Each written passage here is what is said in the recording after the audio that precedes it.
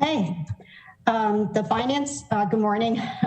The Finance Committee meeting will be called to order at 10:30 a.m. on Wednesday, March 2nd, 2022. All members are present. That would include Alderwoman Finlayson and Alderwoman O'Neill. Can I have a motion for approval of the agenda? Move to approve the agenda as written. Okay, all in favor signify by saying aye. Aye. Aye. Can I have a motion for approval of the minutes from February 23rd, 2022? Motion to approve minutes from February 23rd, 2022. I'll second that. All in favor signify by saying aye. Aye. Thank you, and thank you, Takia, for your minutes. So let's get to it.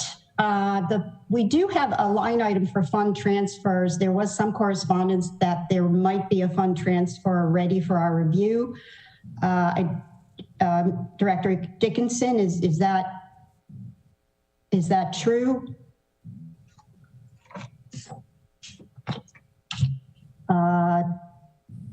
Sorry. Yeah, sorry. I was trying to find my mute button and I had it hidden. Oh, yeah. We do have one that I believe was sent to Takia. It relates to moving some appropriations from the city facilities improvements over to Maynard Burgess so that we can have enough funding to finish Maynard Burgess. I don't know where that document is. You should have it in front of you before you consider it, though. Well, Katie sent it last night, I believe. If anyone needs it, let me know and I'll resend it. I don't have it. Did you send it separately to Kia or No, it's not attached? Katie Connolly sent it. It's not attached. It was sent yesterday or last night, I think. So, Katie, are you able to? Oh, you're on your phone, right? Yes. I can send it. why don't Can you we share it, Kia? Oh, sure, you can do that. And I'll also send it. Okay, so we don't need an amendment to the agenda for this. You'll take care of Takia of identifying what it is. Yeah, so we put it on the agenda. We didn't have the paperwork processed yet, but we knew we had one coming. So that's why we put the placeholder on the agenda.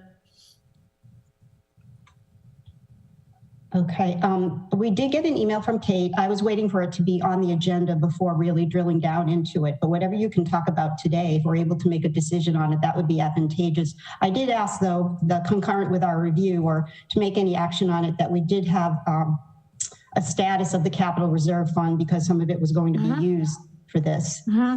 Yes, and I may be able to share my screen with you. Hold on. The capital reserve status, let's see, share screen. And I want to do this one. Okay, share that. All right, so can you see the Excel schedule? Yes. Yeah, the 6,000,002 is the balance that we had in the capital reserve at the end of FY 2021. And these are the, underneath you see the various projects that we use the funding for in the capital improvement program in FY 22. So at this point in time, we have 4,180,000 available. For 2022. Yes, in FY 2022. We may be adding a layer at the end of FY 2022, but at this time, this is what we have available.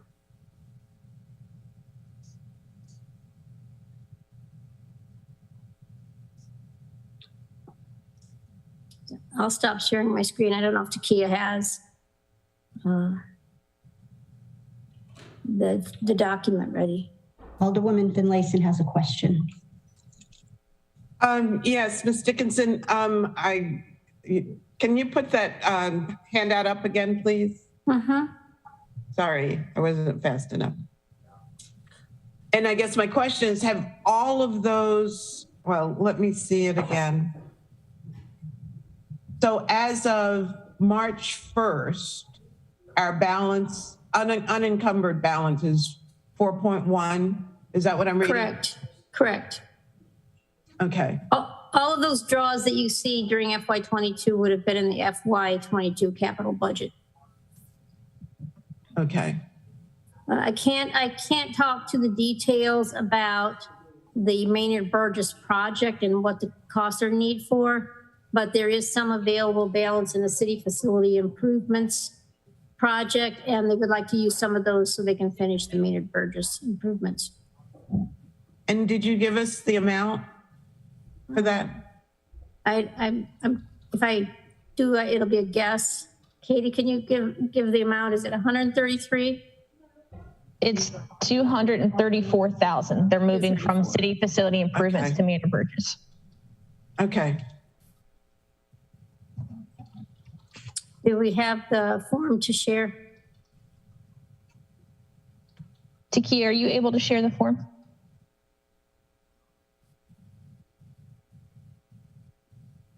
You want it shared on the screen?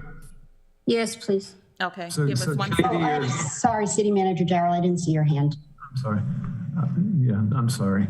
So I'm just trying to clarify. So we're actually using money that's already appropriated to that CIP for the facility improvement CIP. We're not asking for additional capital reserve funding to be applied towards the CIP. We're just using funding that's already appropriated. Is that right?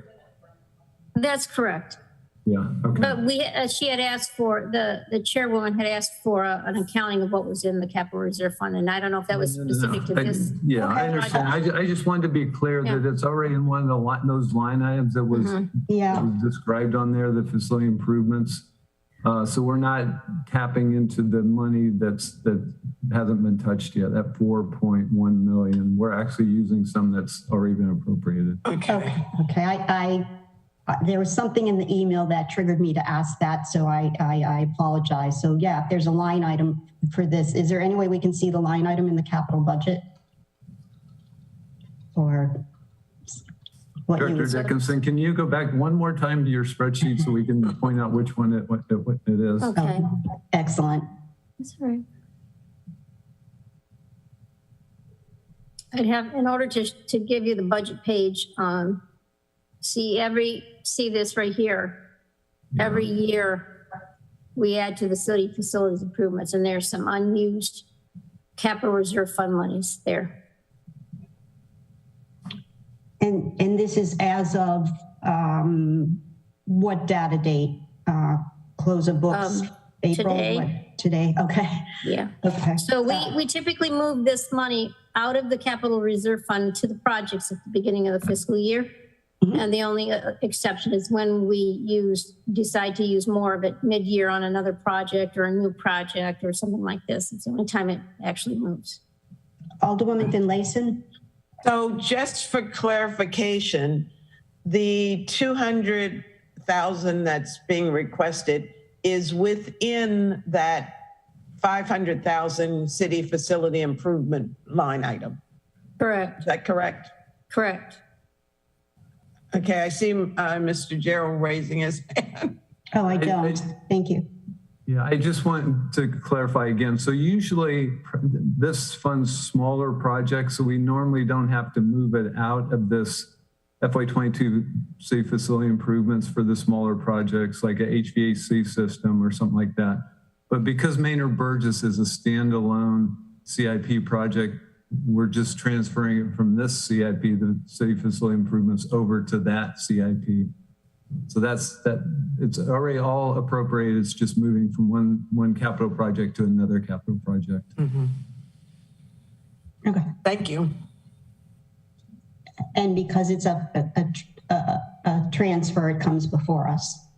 We have the form if you want us to share the screen as well. Oh, there you go. Bingo, bango. Yes, Thank you very much. yes, here it is. Okay. You see the first two line items show the removal from the revenue and expense on the city facility improvement project, and the bottom two lines of the revenue expense over Maynard Burgess. But it says capital reserve revenue, city manager. That's what That's the confused capital me. reserve fund. So What? there's, for every project, there's an expense side of the budget, which is your appropriations. And there are the revenue sources that pay for that expense. And this is telling you that we're moving the appropriation authority, and we're also moving the revenue from the capital reserve fund.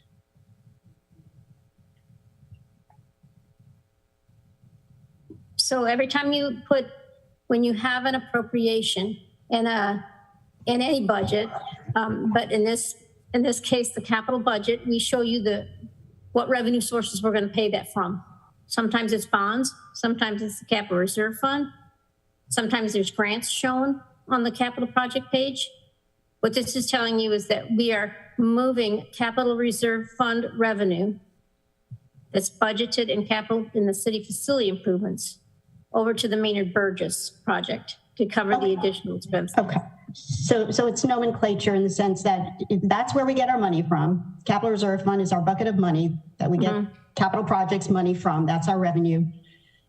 And so why wasn't it an appropriate question for me to ask on what was our balance on? Well, because it had what already we're been. saying is we had originally appropriated that capital reserve fund money in the city facilities improvements. Got it. So we're taking some, remember that my schedule that had the 500 that went It's in over. there. We're taking that 234, moving it over to the other projects. So it doesn't decrease the 4,180,000. It's not going to draw monies out of that 4,180,000. Got it. It's already allocated. Alderwoman Finlayson. You answered my question. Thank you.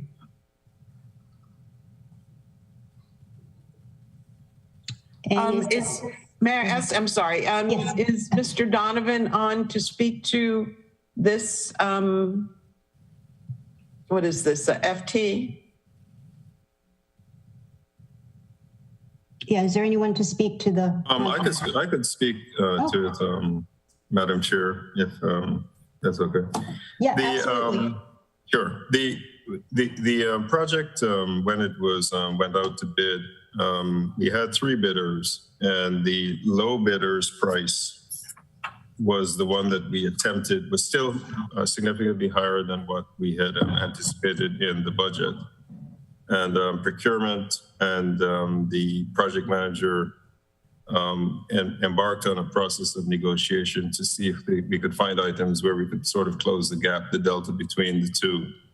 That we were able to bring the price down to about a little over $500,000, but that was still significantly over what was budgeted in the amount of that is being asked for to close the delta. That's what the justification is for the change.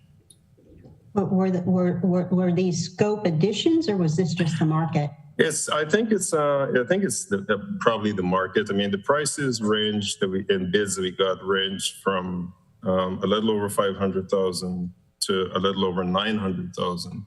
Now, I like to say that the $900,000 bid is the I don't want the job price. So even if we, excluded that one, the next highest bidder was about $645,000 or so. So I just think it's the prices are trending higher for this sort of work. It is sort of an historic site, and it's a specialty set of contractors who do this work, and the prices are just trending higher across the board. Bottoming out scope sheets, my favorite thing to do. Alderwoman Finlayson. You have a question, Alderwoman? No. No, my question was answered. Thank you. Thank you for asking them to speak to it. Okay, well, doesn't sound like we have, are there any other questions? Otherwise, I'd entertain a motion. Madam Chair, I'll move approval of FT 422. I'll second. All in favor signify by saying aye. Aye. Aye. Okay, thank you. The next on the agenda is the legislation. I have two things to do here. I'm going to read my typical preamble about the Finance Committee. It's very pertinent to this discussion. The Finance Committee shall handle all matters relating to the review of the budget and continuous surveillance of the budget. The Finance Committee shall have power to review and make recommendations with regard to the mayor's annual operating budget, and shall submit recommendations with regard to the budget to the City Council not later than the second Monday in May of each year. And more importantly, the Finance Committee shall review all proposed amendments to Title VI, Revenue and Finance of this code. So thank you for that. And I also want to start, before we start on the legislation, as chair, I have the liberty to establish the guardrails of this discussion, as Title VI is in our purview. And as such, we asked last Finance Committee meetings appropriate questions with that objective, and we received some answers. And that is our objective this morning, is to review those answers. We do have public testimony that we must allow as the public has signed up. And we will review what I call a white paper that was given to us, and I believe authored by Jackie Gild. We will go over those bullets after the public testimony. We'll go over those bullets, and at that time, I will entertain anyone involved in preparation of that summary to speak on its behalf. We are not here to debate the merits of an electric transit initiative. We are not here to argue that. We are here to debate, for lack of a better word, where our money is best spent for the next fiscal year. So with that, I understand we have two residents who have signed up for public testimony, which we will allow. And then with agreement of my colleagues, we can continue on the discussion. Any objection to that with my colleagues? No objection. Madam Chair, if there are others who have signed up to speak, I think, are there no others? Virtually, I only have heard of two right now. Oh, Maybe Ms. Green, I see the mayor's hand up. oh, Or maybe Mayor? Ms. Green knows of others, I don't know. Okay, that was as of talking to Ms. Green this morning. So Mayor Buckley? Hi, Gavin. Thanks for letting me speak. Thanks for letting me be part of this. I do have, I was told last night there would not be speakers, and I had a dozen. So I can only pull together a few speakers today. If it's okay, I'll bring them forward after the speakers that have signed up, and they are in the queue. Okay. But again, with due respect, I really want it to be specific to what our questions were from last time. And yes, absolutely, I will allow public testimony. But in order for us to be, to review this legislation from our lenses financially, I just don't want it to be like a State of the Union and its rebuttal. That's not in our purview. But you know what I mean? We want to act on this in one way, shape, or form. So with that, Takia, are there speakers that you have from what I understood this morning and I did not know of last night when I spoke to the mayor's office? We have Mr. Reichert. Okay, so Mr. Reichert, could you speak? And he has 2 or 3 minutes, Takia, on finance. 3 minutes on standing committee. Okay. Welcome, Mr. Reichert. You have 3 minutes for your testimony. Good morning, Madam Chairman, members of the committee, Mr. Mayor, Mr. Gerald. I'm speaking to you today, and we have submitted a document which I know all members of the committee have received. I'm speaking today on behalf of the board of the Eastport Civic Association, and I am joined in that document and in my remarks today by Mr. Rick Lober, who is the president of the Ward 1 Residents Association. Very specifically, for reasons that we have outlined in some detail, we ask you today to allow an absolutely necessary feasibility study of all options, and that occur first and that we propose an amendment to 04021, which would essentially split the funding request so that only the study funds or the feasibility funding occur in fiscal year 22, and any e-ferry funds be determined after that feasibility study in fiscal year 23.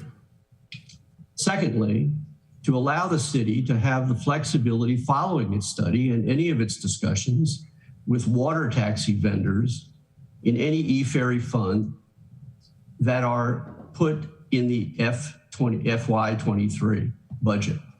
Remove references to city-owned / operated e-ferry and remove references to the 5th Street in Eastport as a location. Specifically, and very quickly, no feasibility or needs assessment study has been conducted for the proposed e-ferry at the 5th Street in Eastport.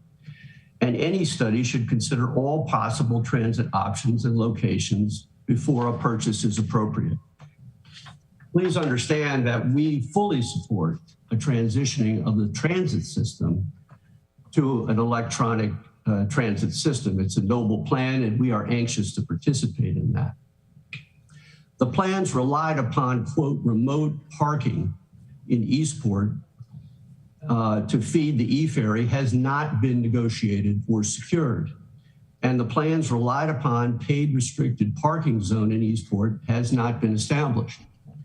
As you probably know, as Mr. Mayor knows, and as Mr. Gerald knows, the Eastport Civic Association and the Eastport Business Association, with the concurrence and the participation of the city, are currently in the middle of an evaluation of mobility and parking options for Eastport. None of that has been yet established, and we expect to give reports by the end of April, maybe even before the Hillman Garage comes down. Given the other e-boats available for use by passengers and bikes on Spa Creek, a city-owned e-ferry is not a needed component to enhance Annapolis transit, nor is it needed to transform our transit to 100% electric. And I note the watermark letter, Mr. Iverson's letter of February 18th, 22, which you have as an exhibit. He raises some very serious concerns, specifically the one route proposed so far in the plan for the e-ferry could potentially eliminate taxi service to the rest of Annapolis, he says, and unnecessarily require redundant infrastructure at a considerable expense to the city. This is exactly the kind of input from a knowledgeable organization that ought to be taken into consideration on a feasibility study, which we think needs to come first. It is literally a cart before the horse problem here. Finally, at Ms. Gild's, and I'll wrap up, but finally in Ms. Gild's outline, I think this was the bullet points, Madam Chairman, that you were referring to earlier. It's titled proposal, 100% yes, electric ferry plan. Okay. Yes, I just want to make sure we're referring on the same page. Yep. Yes. Yep. I just have one kind of outstanding question and comment on this, and that is, of course, this project, it's over $1 million project, but it is completely reliant on the ability to get grant funding. And the last bullet point here, dissecting the 100% plan at this stage will jeopardize the city's $500,000 grant request. $250 from the county, $250 from the state. I think that bullet point was put in response essentially to a request as we are making to modify this bill, or at least put an amendment to do the study first. We have asked but not yet received an answer to this question, and that is, what commitments, if any, does the city have from the state or the county to support this particular project, given other priorities which are clearly stated by the state and the county at this time? So we don't have an answer to that question, and I'm going to ask that perhaps in this meeting, you can get an answer to that question. You would, okay. So thank you very much for the opportunity. Appreciate it. Thank you, Mr. Reichert. Just so I understand and my colleagues understand, you have proposed 2 amendments. Do my colleagues have that written testimony from Mr. Reichert? It was sent to you last night. So I can paraphrase them just so that we put them in the parking lot, so to speak, for future discussion. His one is to allow a study first, as he said. And I understand it to mean that only those respective study funds would be part of the 2022 budget. And any, I'm not really clear on what is defined as e-ferry funds will be allocated in 2023. And then, of course, after that study,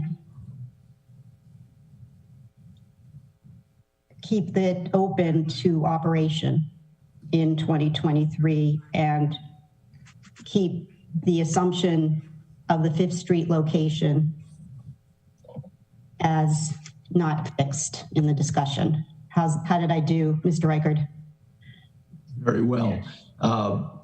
For others' reference, if I could, if you're looking at the submission, the written submission, this would be the second paragraph from the bottom where we break it out. And with your permission, Madam Chairman, I can give you the numbers we're talking about. Okay, hold on a second. I'm sorry, I know I'm anal that way. I'm looking at the capital budget 1 of 1, the attachment to the legislation. Mr. Reichert, is that what you're referring to? Where it has I believe so, yes. Okay, so I look at 2022 and we have expenditure of 451,500. 2023, we have $1,050,000. Is that what you're looking at? Essentially so, yes. We break it down a little differently. Madam Chair, could you share your screen so that everybody can see what you're referring to, please? Oh, it's attached. It's on Granicus. It's Appendix A. It's Appendix A, Alderman Finlayson, on Granicus. Yeah, but everybody doesn't have Granicus. That's why I was asking if you could share your screen to put it up. Not me. Takia, call a friend. Oh my God, I have so many windows open. Give us Takia, 2 seconds. Give us 2 seconds. Thank you.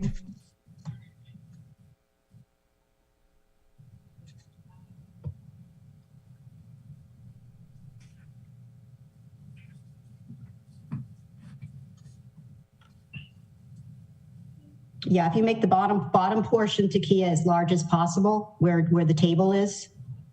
Yeah, can everyone see that? Yes, says the audience. Okay. Alderwoman Finlayson, did you have a question? No, I was just asking to put the information up so the public could see it. That's all. Okay. Thank you. Mr. Reichert? Yes, ma'am. Essentially, looking at this and also on our submission, we're suggesting that you amend 04021 to split the requested funding for fiscal 22 so that only the $100,000 for the feasibility study is appropriated in fiscal 22, and that the $330,000 for an e-ferry and $53,000 for overhead is pushed back to be considered in fiscal 23 after you've had the opportunity to review the feasibility study. That's our proposal. That's the essence of the amendment. Okay, except the corrected the number is 21,500 for city overhead. Thank you. Okay. And then that would be, the 100,000 would be covered by? We read that as planning. Yeah. Yeah. I assume it might be covered by capital reserve. Okay, I'm sorry, this is sort of unconventional to go back and forth on public testimony, but I just wanted to distill your testimony. Are there any questions for Mr. Reichert? from my colleagues? Anyone? Okay. All right. Thank you. Thank you very much, Mr. Reichert. Thank you. Takia, who do we have next? That was it for the public testimony. Ms. Friedley she didn't want to speak. She just submitted written testimony. Okay, and that's what I was going to do next, is that we do have written testimony from Frida Wildley that was sent to us. I have Tuesday, March 1st at 5:04. Did my colleagues have time to read her testimony? Okay. All right, so is there any other public testimony before we go through this? I don't know, I'm holding it up. this, like I'm calling it a white paper. We thought that would be the best method to address all of the issues, because it seems to, and then I was just going to keep the discussion open as we go through each bullet. So before then, welcome the public testimony. I'm not sure who it is. Ellie, so I've got a neighbour, so Chris Ledoux lives on Severn, wants to speak, and I think Chris Haley wants to speak about the equity piece that the free ferry will provide to get people on the water. Maybe McShane Glover as well on strong towns. And I just want to make sure, read into the record that Bill Reichard does not represent all of Eastport. He doesn't even represent here the Eastport Civic Association. He represents, or he's saying he represents the board. So when you haven't taken an idea to your committee and you stand forward and say, this is what the Eastport Civic Association want, that's not correct, right? The same as the Ward 1 Residents Association. If we take it to the associations and ask the actual residents, it should be up to them to decide, not just a few people who have their opinions, and I respect their opinions. But you know, this process, it is a process where we will make sure that we tick all the boxes and dot all the I's before we put forward money from the taxpayer. But my idea here is to make this city an innovator, to make this city a city that other cities look to for their leadership. And so not only are we just going to try to see what it's like to transport people on the water, but this boat is a compatible boat with the Harbour Master's boat. We could be the first harbour master in the country that has an all-electric fleet. We could also, and you know that our environmental initiatives are strong in this city. We have, enacted a no discharge zone. We're one of the few municipalities on the Chesapeake Bay that has that strong environmental regulations. This makes another statement about who we are, and the process is allowing this part to go for first so that we can move forward. If I could bring forward Chris Ledoux, and then yeah, and just to speak to your concern, I'm following procedure, Mr. Mayor, to allow the testimony. So yeah, and I understand the parameters of their testimony. So thank you. So Chris Ledoux, you're up.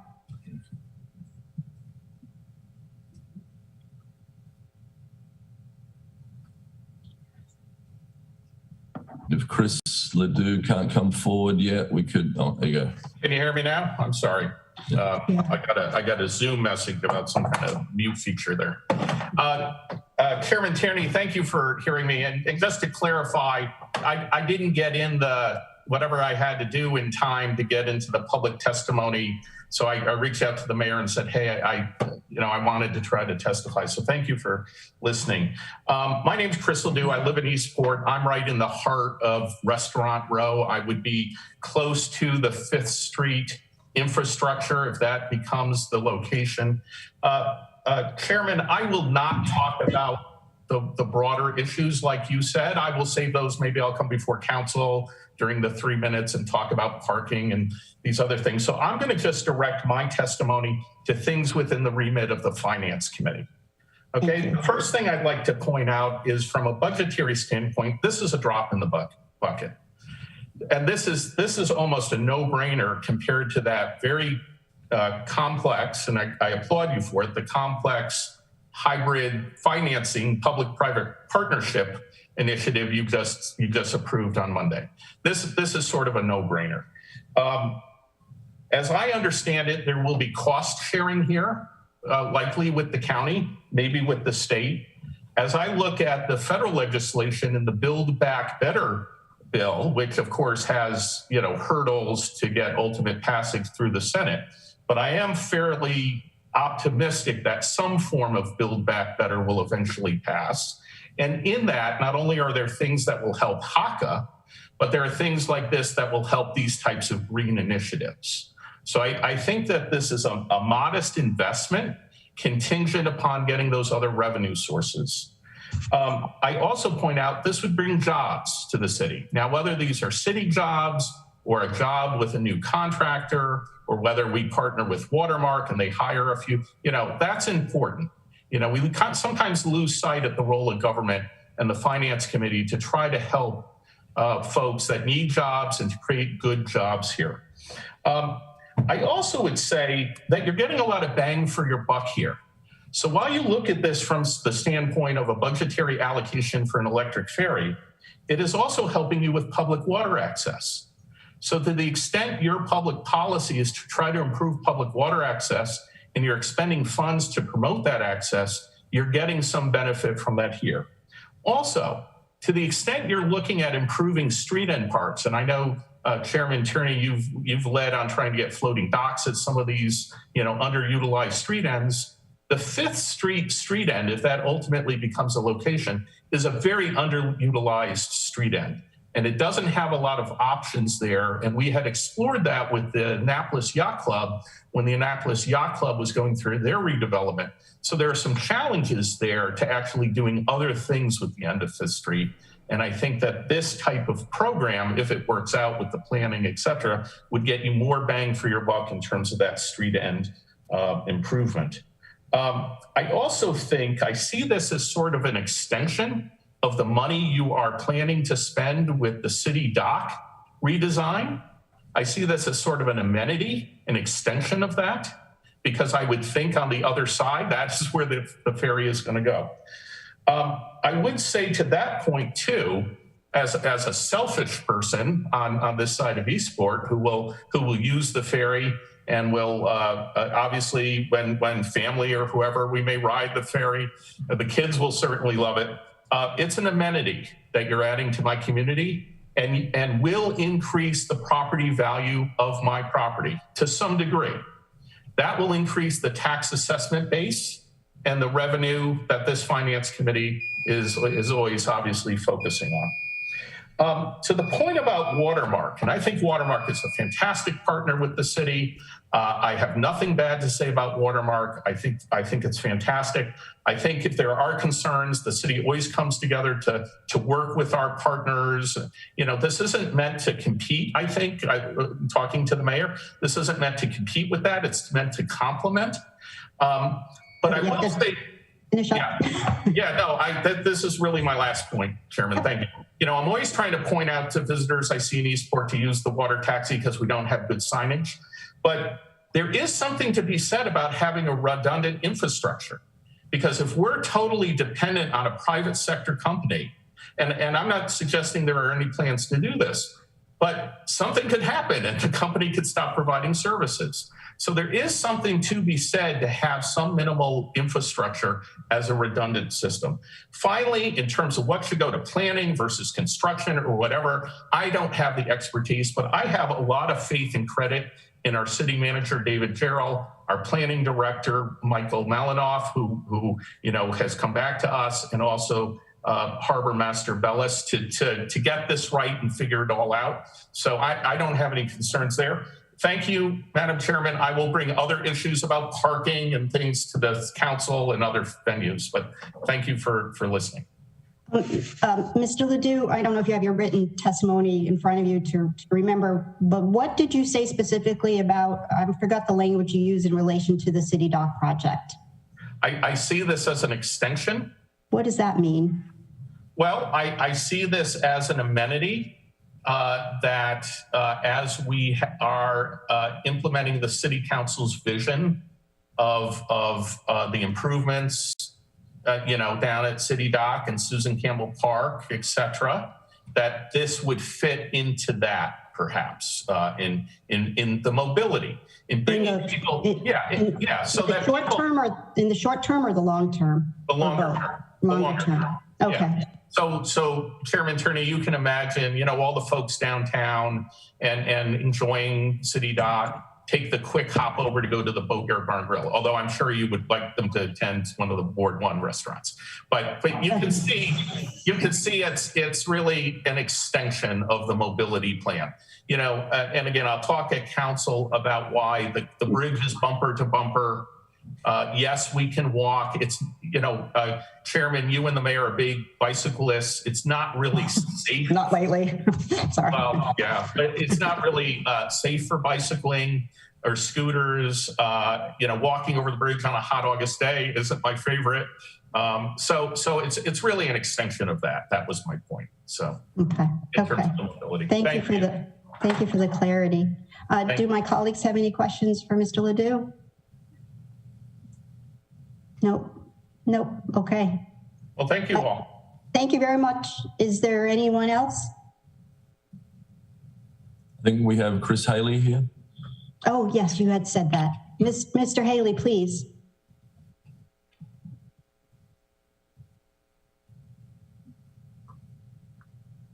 And Mr. Haley, thank you so much for your testimony. Thank you so much for your testimony the other night in regard to the City Dock project. That was really. Thank you so much for allowing me the opportunity. I don't know, I wanted to show something, or if I can't show it, I'll just say it. There's this book that some of us are aware of, which Philip Brown wrote. It's called The Other Annapolis. This is a book that covers Annapolitans of African descent from 1900 to 1950. As we all know, we're aware of the book. Why is it called The Other Annapolis? Because perceptually, there are two Annapolises. The Annapolis for white citizens, the Annapolis for Black citizens, and other minorities. This isn't something that we want to forget about. It's something we want to historically remember, but it's also something we want to move past. And I think one of the benefits of the electric ferry is that this is the way the world is going. The world is going toward electric cars so that we can help with emissions testing, reducing climate change and those issues with that. And also of bringing people together.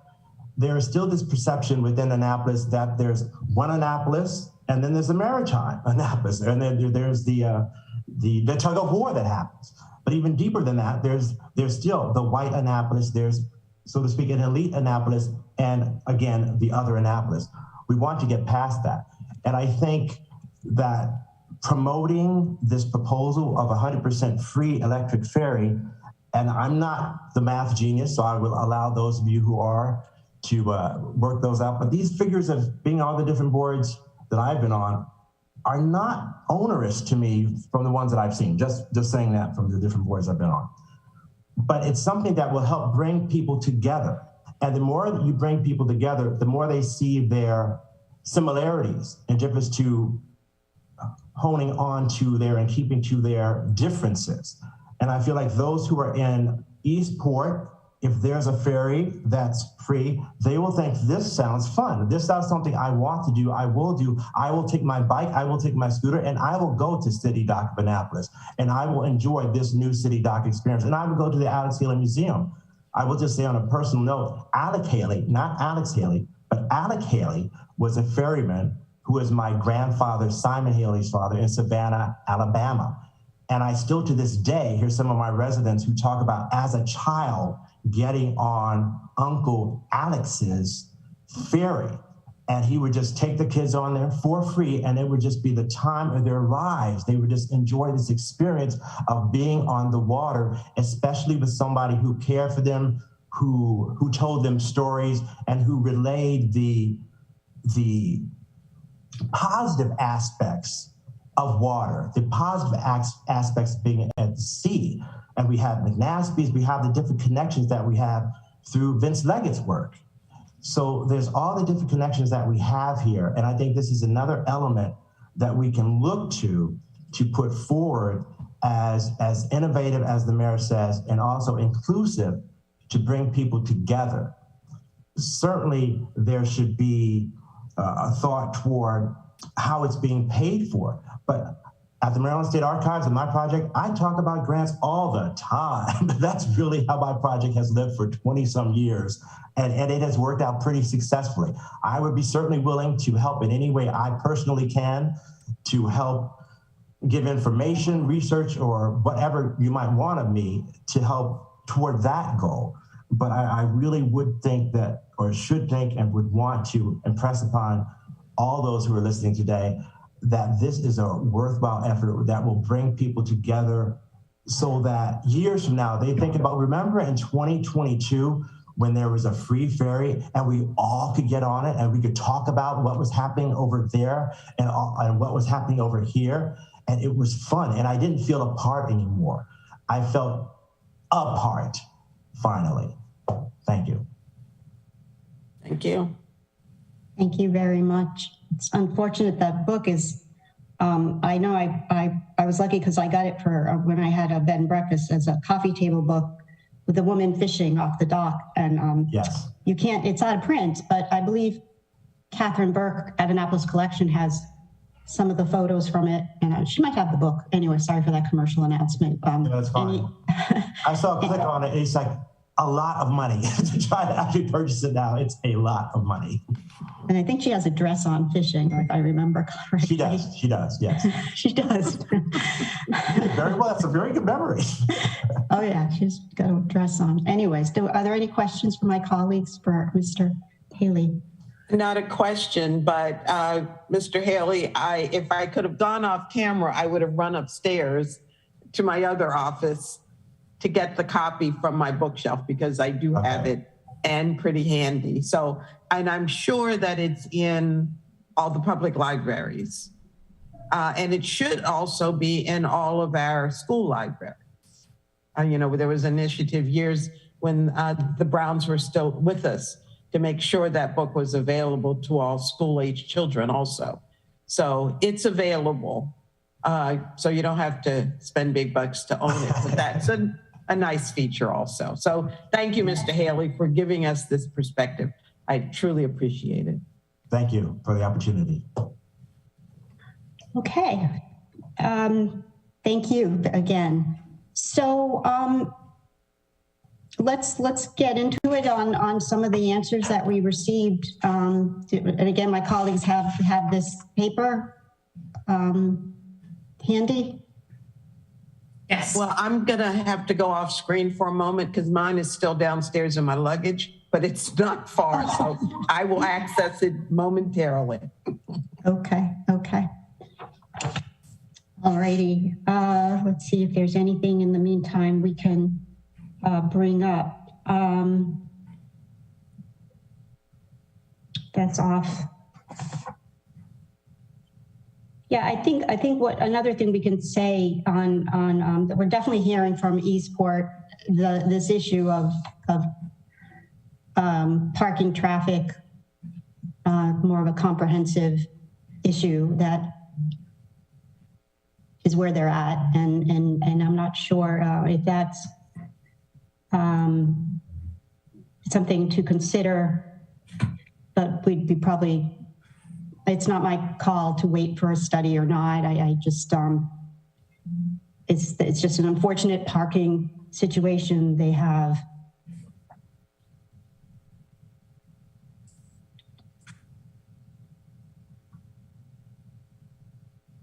Ellie, David has a question. Oh, yes. City Manager Jarrow, you're on mute. Yeah, actually more than a question, I guess I wanted to maybe provide some context into our thought process in putting this proposed CIP project together while we have a gap. So again, the purpose of this legislation is simply to add this project into our capital improvement program. We could have waited till for the update that we're doing as part of the FY23 budget, but this is a long lead time project. All of the electric equipment that we're talking about adding as part of this project is all long lead time equipment. So for example, the ferry, after we source it and order, we expect that it's going to take 18 to 24 months for it to come in. Maybe the mayor has a shorter delivery time, but that was what we were hearing in the beginning, was 18 to 24 months. So this isn't going to happen overnight. For the electric circulators that are envisioned to be ordered next year, if this is approved, that's at least a 1-year delivery time. So this planning study that we're talking about, that we all agree is essential, and Mr. Reichert talked about that they want to be done. We agree that needs to be done, and that's also funded this year, so we can get started with that. And the things that we're going to look at as part of that planning study are, number one, what's the demand going to be? Because that sort of forms the basis for everything that follows, right? For how much traffic there's going to be, for how much parking is going to be required, for how the operations need to be set up. So the demand study will be done first. An offshoot of that is what the traffic and parking impacts are going to be and options for resolving those. We need to determine what the operations and maintenance costs are going to be for this whole system. We don't have good information on that yet for the electric boat. We have some idea of what the carts and the circulator would be, but once you switch over to electric, sort of all of the dynamics of operating and maintaining and paying for this equipment are going to change, because we're all used to gas systems, and so the operations and maintenance is somewhat different. And we also have to look at what the infrastructure needs are. So everybody's talked about the Fifth Street Street End Park that's in need of improvements. We need to figure out what that's going to involve, if it's going to involve a floating dock or whatever the solution may be, and what those costs are. And the same on the city dock side, what's going to be required. We know that there's going to be charging equipment that's going to be required, but what's that going to look like, and what's the cost of that going to be? So that's why we structure it this way. We want to get that planning study started without waiting until next fiscal year as part of the FY23 CIP. But also, if we're moving forward with this, we need to get the boat on order. We need to source it. There may be options, and we're certainly going to look at those, but we need to get that on order if it's going to take 18 to 24 months. And then, of course, we agree with the study. Because we don't have a good idea yet of what the costs are going to be for the infrastructure, you'll notice in that Appendix A sheet that we put TBD for the costs, for the design and construction costs in FY24, because the study will inform what those numbers are going to be, and those will be updated before the FY24. Basically a year from now, when we're putting together the FY24 CIP, we should have numbers to plug in there if we're able to do this planning study. So that's the thought process. That's how we put this all together. Hopefully that makes some semblance of sense, hearing it that way. But basically, there's a lot of talk about the planning study being needed, and we wholeheartedly agree with that, and that's why we put that $100,000 in here to do that study. Okay, thank you so much. And that was the framework of our initial question.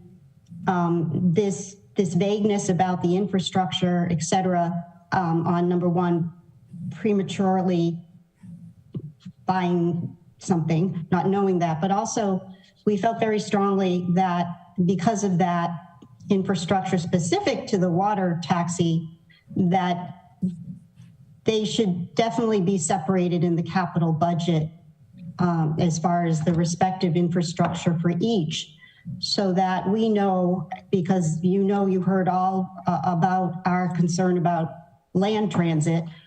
We didn't want to jeopardize that. So we didn't understand from your response, and you said, I don't think it's addressed on the white paper, but you did respond that the mayor envisioned this as a single system and project An electric van or bus will replace the current circulator van. 2 electric carts will provide transportation to the electric ferry. But the electric ferry is the centerpiece of the 100% electric system. So we just don't see why you wouldn't think it would be prudent to have them itemized separately. And I'm sorry, Alderman Finlayson can expand on that unless the mayor, Alderman Finlayson, can the mayor speak? Yeah, okay. I'm sorry, I didn't have my hand up. Oh, it's up. Okay. Sorry, I just want to speak to the infrastructure piece. The reason we've picked a boat that is made in Sweden, and that's not final. I mean, I'm going to go with Jake from Watermark up to Michigan to see what he's proposing and something he has designed for the water taxi that has a long lead time, but I'm open. We're open to ideas. But we know that the technology is far more advanced in Europe and other countries when it comes to mobility on the water. And the reason the infrastructure is not going to be expensive in terms of charging is that this boat can do a whole day without having to recharge. So it can go back to port and just plug in like any boat does when it comes home overnight. And then it is ready to go and it runs the whole day. So that is very limited. Now, we know there's flooding issues at 5th Street. We know that we're going to be redesigning Prince George Street and the whole of City Dock. So, you know, there's definitely things around that are going to be different when we finished. But we also have a company, a supercharger company that wants to do a free charger for us, a high-speed charger for us. I'll be speaking to them today at 1 o'clock. And that's a free charger that we're going to go because they want to launch their product here in the state capital of Maryland. So lots of those options are on the table. We know that there's so much money in transportation now that is going to be redirected to new ideas. And we truly believe that people with the ideas and the people with the plan are going to get the money. But on the infrastructure, I just want to point out that free supercharger that's been offered to us. Okay. Any questions from my colleagues? Alderwoman Finlayson. Yes, I stepped away so I could get my hand out. And I missed part of City Manager Gerald's remarks about the connection between the electric buses and the boat. So is there, or is it the electric circulator? Could you repeat? You were making a connection between the land vehicles and the water vehicles, I think. Alderman Finlayson, can I talk to that? Yes, please. I thought it was, yes. The circulator will go from Park Place, but I would like to extend the circulator to the stadium and the grocery store so that we can get people to Growls, right? And that route runs from all the way from the stadium pretty much and Ward 2 down to City Dock to the waterfront. So that drop off is at Fawcett's on Compromise, but that's still the waterfront. You'd have to walk around to get to the ferry connection wherever we locate that at the end of City Dock.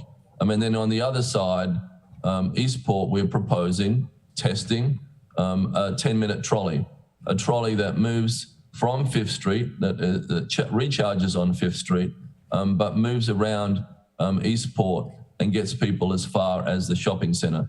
The shopping center's plan, even though that hasn't been approved, has a transportation hub that we're going to make sure is part of that plan.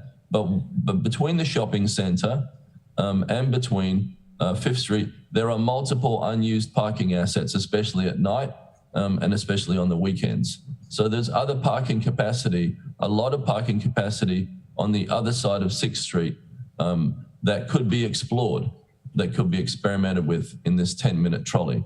So you'd be able to get from 5th Street and the communities, it's the shopping center and the communities that surround the shopping center to 5th Street and then onto a ferry and then into downtown. Okay. You touched on the shopping center in Eastport, And I'm thinking, you know, as Chris Haley mentioned, as did you, about reaching the communities that normally would not have access. So if we're going to have a free shuttle, then I hope the plan would be to expand it even beyond, you know, the shopping center, because there are other communities within a couple of blocks that would greatly benefit from the shuttle. So I know this is early planning stages, and so I'm putting my bid in now to make sure that some other communities, the Clay Street community, for example, could be included in these shuttles. You know, if we really want to bring everybody into to the water's edge, then we have to go and get them in the communities where they are. And Alderman Finlayson, that's exactly what that will do. So there's a 10-minute trolley that goes directly past Clay Street. I was doing a presentation last night at Bloomsbury Square. They're very excited because it's going to go past their front door as well, past St. John's, past the State House, and using secondary roads again so it can complete these 10-minute loops. And so it goes through a lot of different communities and gives a lot of access to a lot of different types of people, rich people and poor people, you know. So that's part of, I think, what we are all here for equity, right?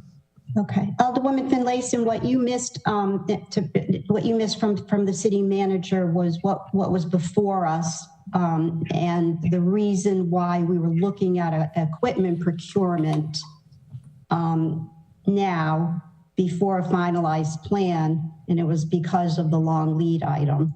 Mm-hmm. Mm-hmm. I did hear him say that, and he said that the last time, I think, when we were here. Yeah. Yeah. And I'm going to go to Alderwoman O'Neill, but I think what I hear from public is everything is verbal, and there's no commitment. We need to see a plan on paper and what that costs. And I assume we'll have that eventually. Alderwoman O'Neill, please. Thank you very much. So I have several questions in talking with different people. And I guess I'll just start at the top of the white sheet as maybe a place to start, and then we can go through. So I know that it's operating Friday, Saturday, Sunday from 8 a.m. to 8 p.m. I'm kind of wondering why those times.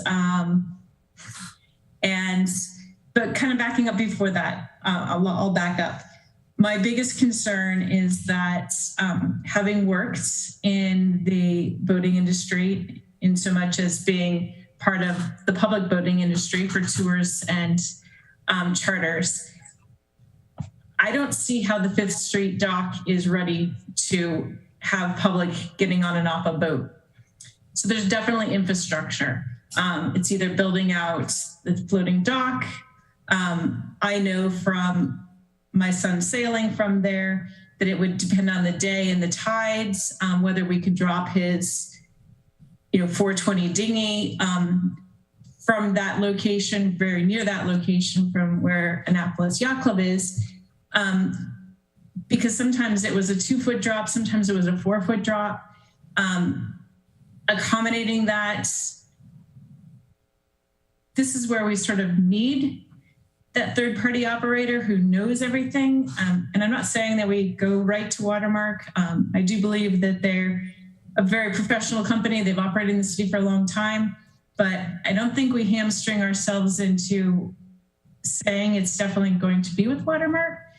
But I also don't think that the city has any business being in that type of boat business. I understand that we have boats with our harbor master, and the harbor master hires and trains people, and that's their job. Is the harbor master going to hire and train the captains for this boat, the personnel that's going to be needed on both sides of the launch to help people on and off the boat? They're trying to be pulling bikes on the boat. There's all these questions that circulate in my mind. And I know that that was like 5 questions in one. But yeah, we can unpack them. Yeah. Go keep going. Keep going. No, we can unpack them. So when I start to look at this, and the white page actually did more to add more questions than I originally had. And I know that Mayor Buckley, you and I have had a couple of conversations where you answered a lot of my questions. My biggest concern with this is that we're going in with closed eyes, and that we're hoping for everything to work out perfectly. And, we're asking for this $1.3 million to be put into our capital improvement for this specific purpose, where I would think we would be better off putting it into capital improvement if we're going to do that for a broader purpose of electric mobility and seeing how things play out. And I'll stop talking so that you guys can answer those 10 questions that I just added. Alderwoman O'Neill, just in unpacking that, I have asked Ms. Green to show us a Google Earth of Fifth Street. Would that be helpful in explaining the tide differentiation and the infrastructure? Sure. Concerns you brought up. Sure. Oh, wow. Let's see. I see it right there, yeah. Could you bring it down so that there's no way that we can see the end of Prince George Street at the same time, can we? That's a big ask. Yeah. But let's just focus on this area and this is. Can I speak to this? Yeah, absolutely. So when you go to the stadium and you cross across the DNR building, and there's the aluminum ramp there, with the handrails. Mm-hmm. So in the short term, while we're designing what the street end part looks like, what that block of Fifth Street looks like as a transportation hub, where the bike racks are going to go, where the bike share is going to go, where the chargers are going to go, where the drop-off is going to be. In the short term, you can overcome the flooding, unless it's super extreme, with that kind of ramp. I'm at that spot a lot because, I'm passionate about trying to make this happen. And so I haven't seen a 4-foot drop there ever, but I might have seen it a foot below, or maybe a foot above. And that's just definitely a step down. I'm not saying a foot is anything you can take for granted, but I believe the depth is there with most conditions. I absolutely think Watermark is the operator for this, and I think that the partnership that we're going to form with Watermark is not going to only move Harbour Master in the direction of electrifying their fleet, but it's also going to move Watermark in the direction of electrifying its fleet. I can show you the pictures that Watermark has been using to test electric modifications to its current water taxis. Jake is very interested in this project, and not only are they the perfect partner for this, and not only will we be able to help them draw down grants for their electrification and have them be the people who test this technology out, but also our futures are intertwined, right? They are not only going to currently working doing what we need done and know the water's better than anyone, but they're currently working with the Seamanship Academy, whose home is in the Annapolis City Marina. They currently log hours for their skippers on their water taxis, which we are proposing happens here. That ability for their skippers to log hours to get their hours up for their captain's license also helps offset some costs. So we couldn't pick a better partner than Watermark. And I've talking to Jake often now, or doing trips with Jake, making sure that we have the same goals and objectives here. So the earlier testimony you heard from Jake was probably a reflex in the beginning because he didn't want we just bought a company for a lot of money, and I'm sure he wants to be sure everything's okay. But he is our partner. Watermark is our partner. Okay. So when you speak, actually to go from point A to point B, you're going to need respective infrastructure, i.e. a floating dock, both on the end of 5th and at the end of Prince George Street. And to speak to Alderwoman O'Neill's concern, and we have data, we have a reference point on how big a deal the Crabble project was. So we can't underestimate what this involves. And in looking at the capital budget page, it's most likely going to be a lot more money than what we have allocated. That goes back to not really knowing the design. And then that brings us back to the boat itself. Meanwhile, while we're designing and making assumptions, well, actually not assumption, well, we have made an assumption on the 5th Street. Meanwhile, while we're planning this, we have a boat coming, hopefully.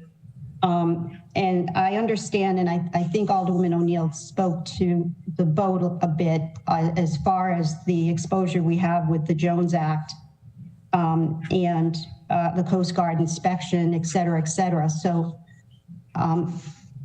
that's in the line item equipment acquisition. That's what's before us. So can someone speak to the boat and the lead time and respect to what City Manager Jarrell said, with the lead time, it conflicts then with the white paper where it says how the transit, that this is part of the final,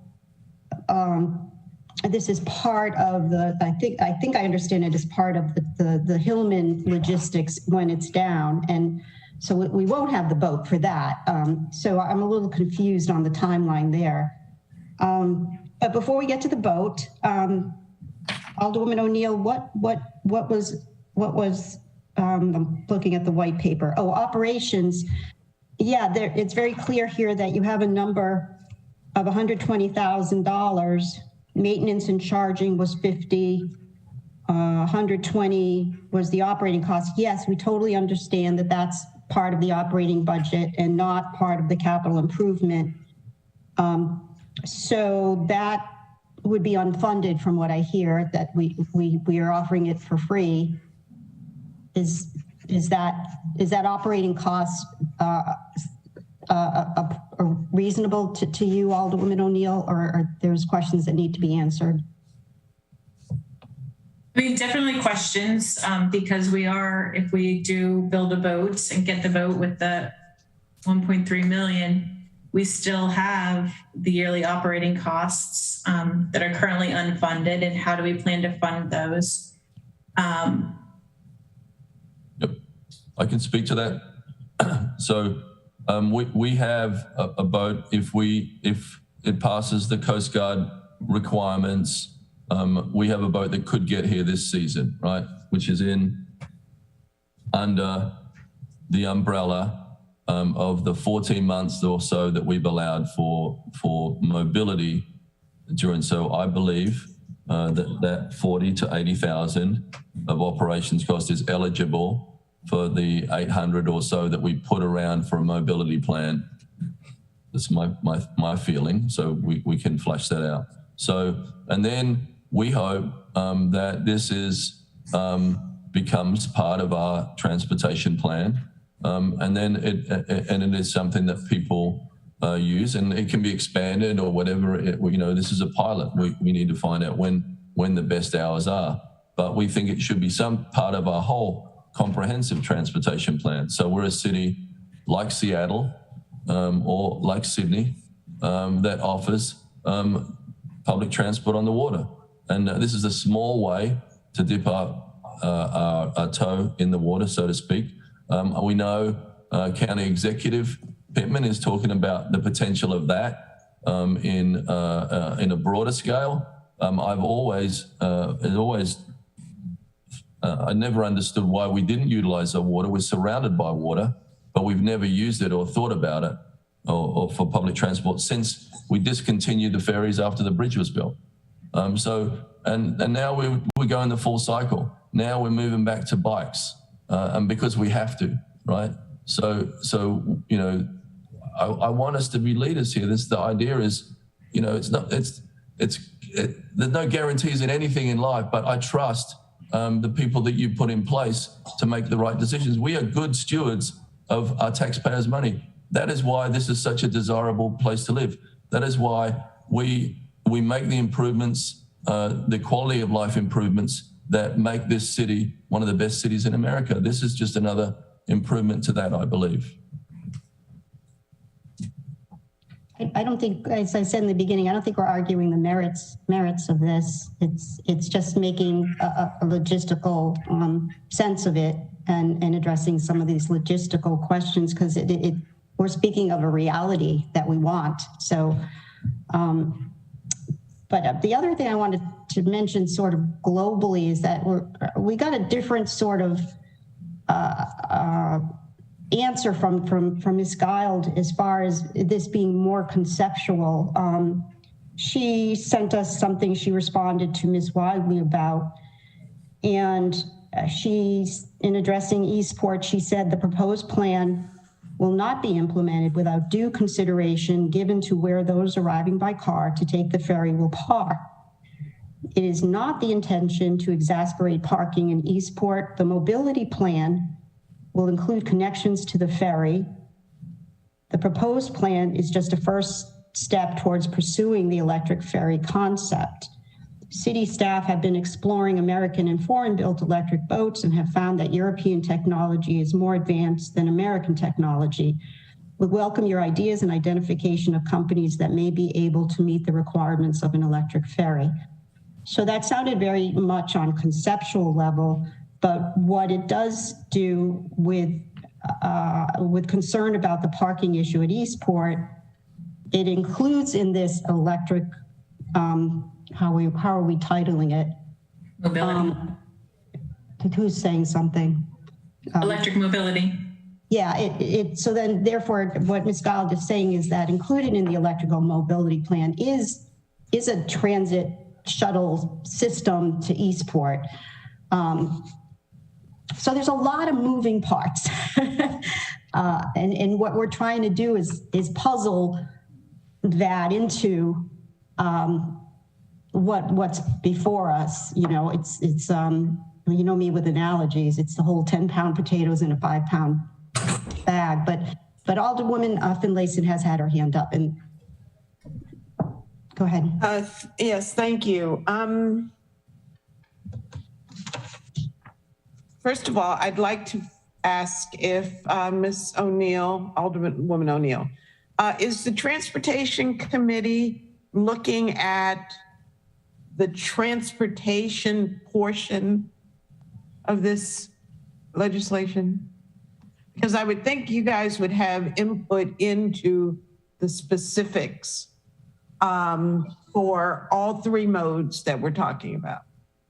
You know, schedules and you know, daily schedules and those kinds of things can be worked out. I'm looking at timeline for implementation.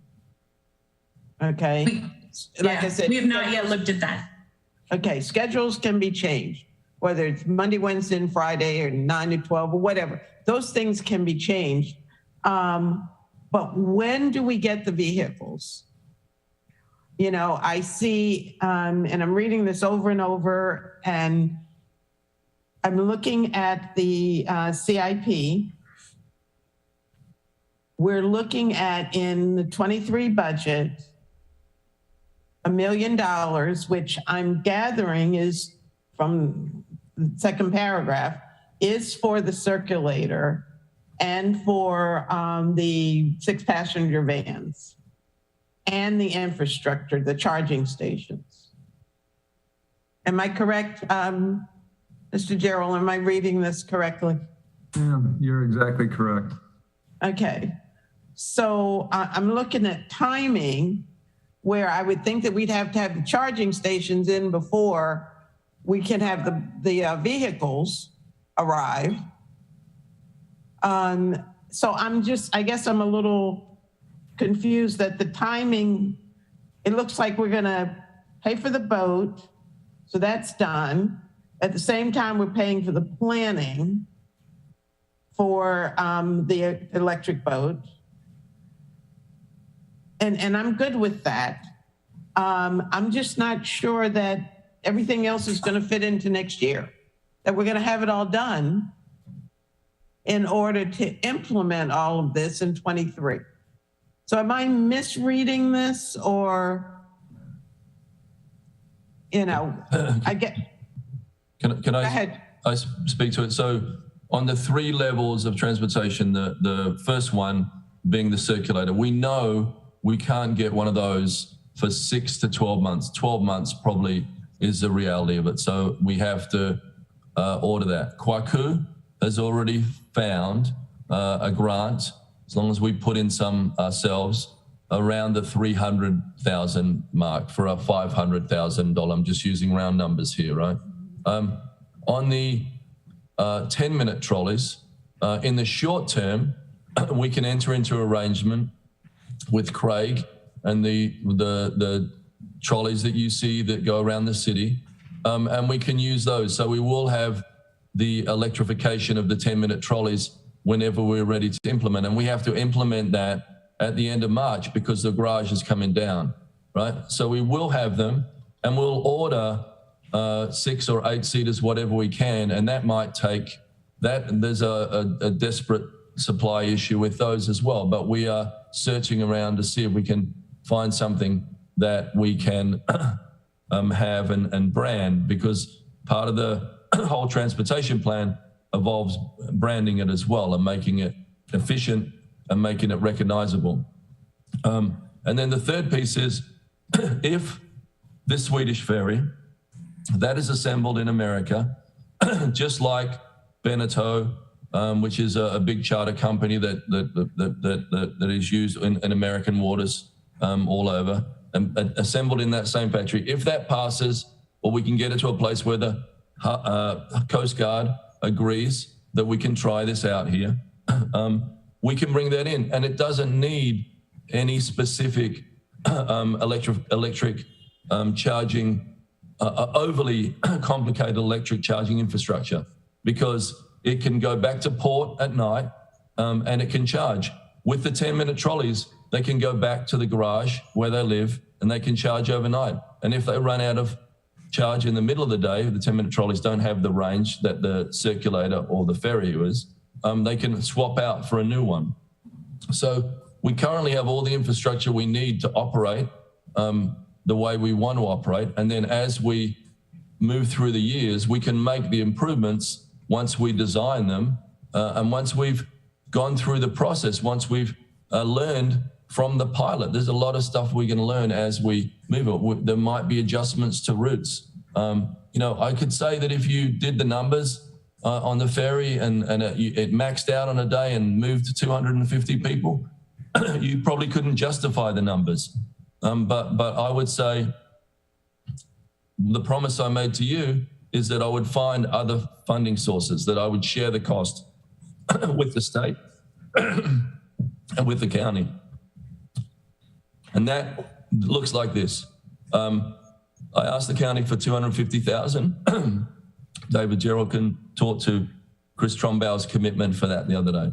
I asked Senator Elfreth for the same amount, and she has put $250,000 in supplemental ask in her budget. She's the head of the budget committee.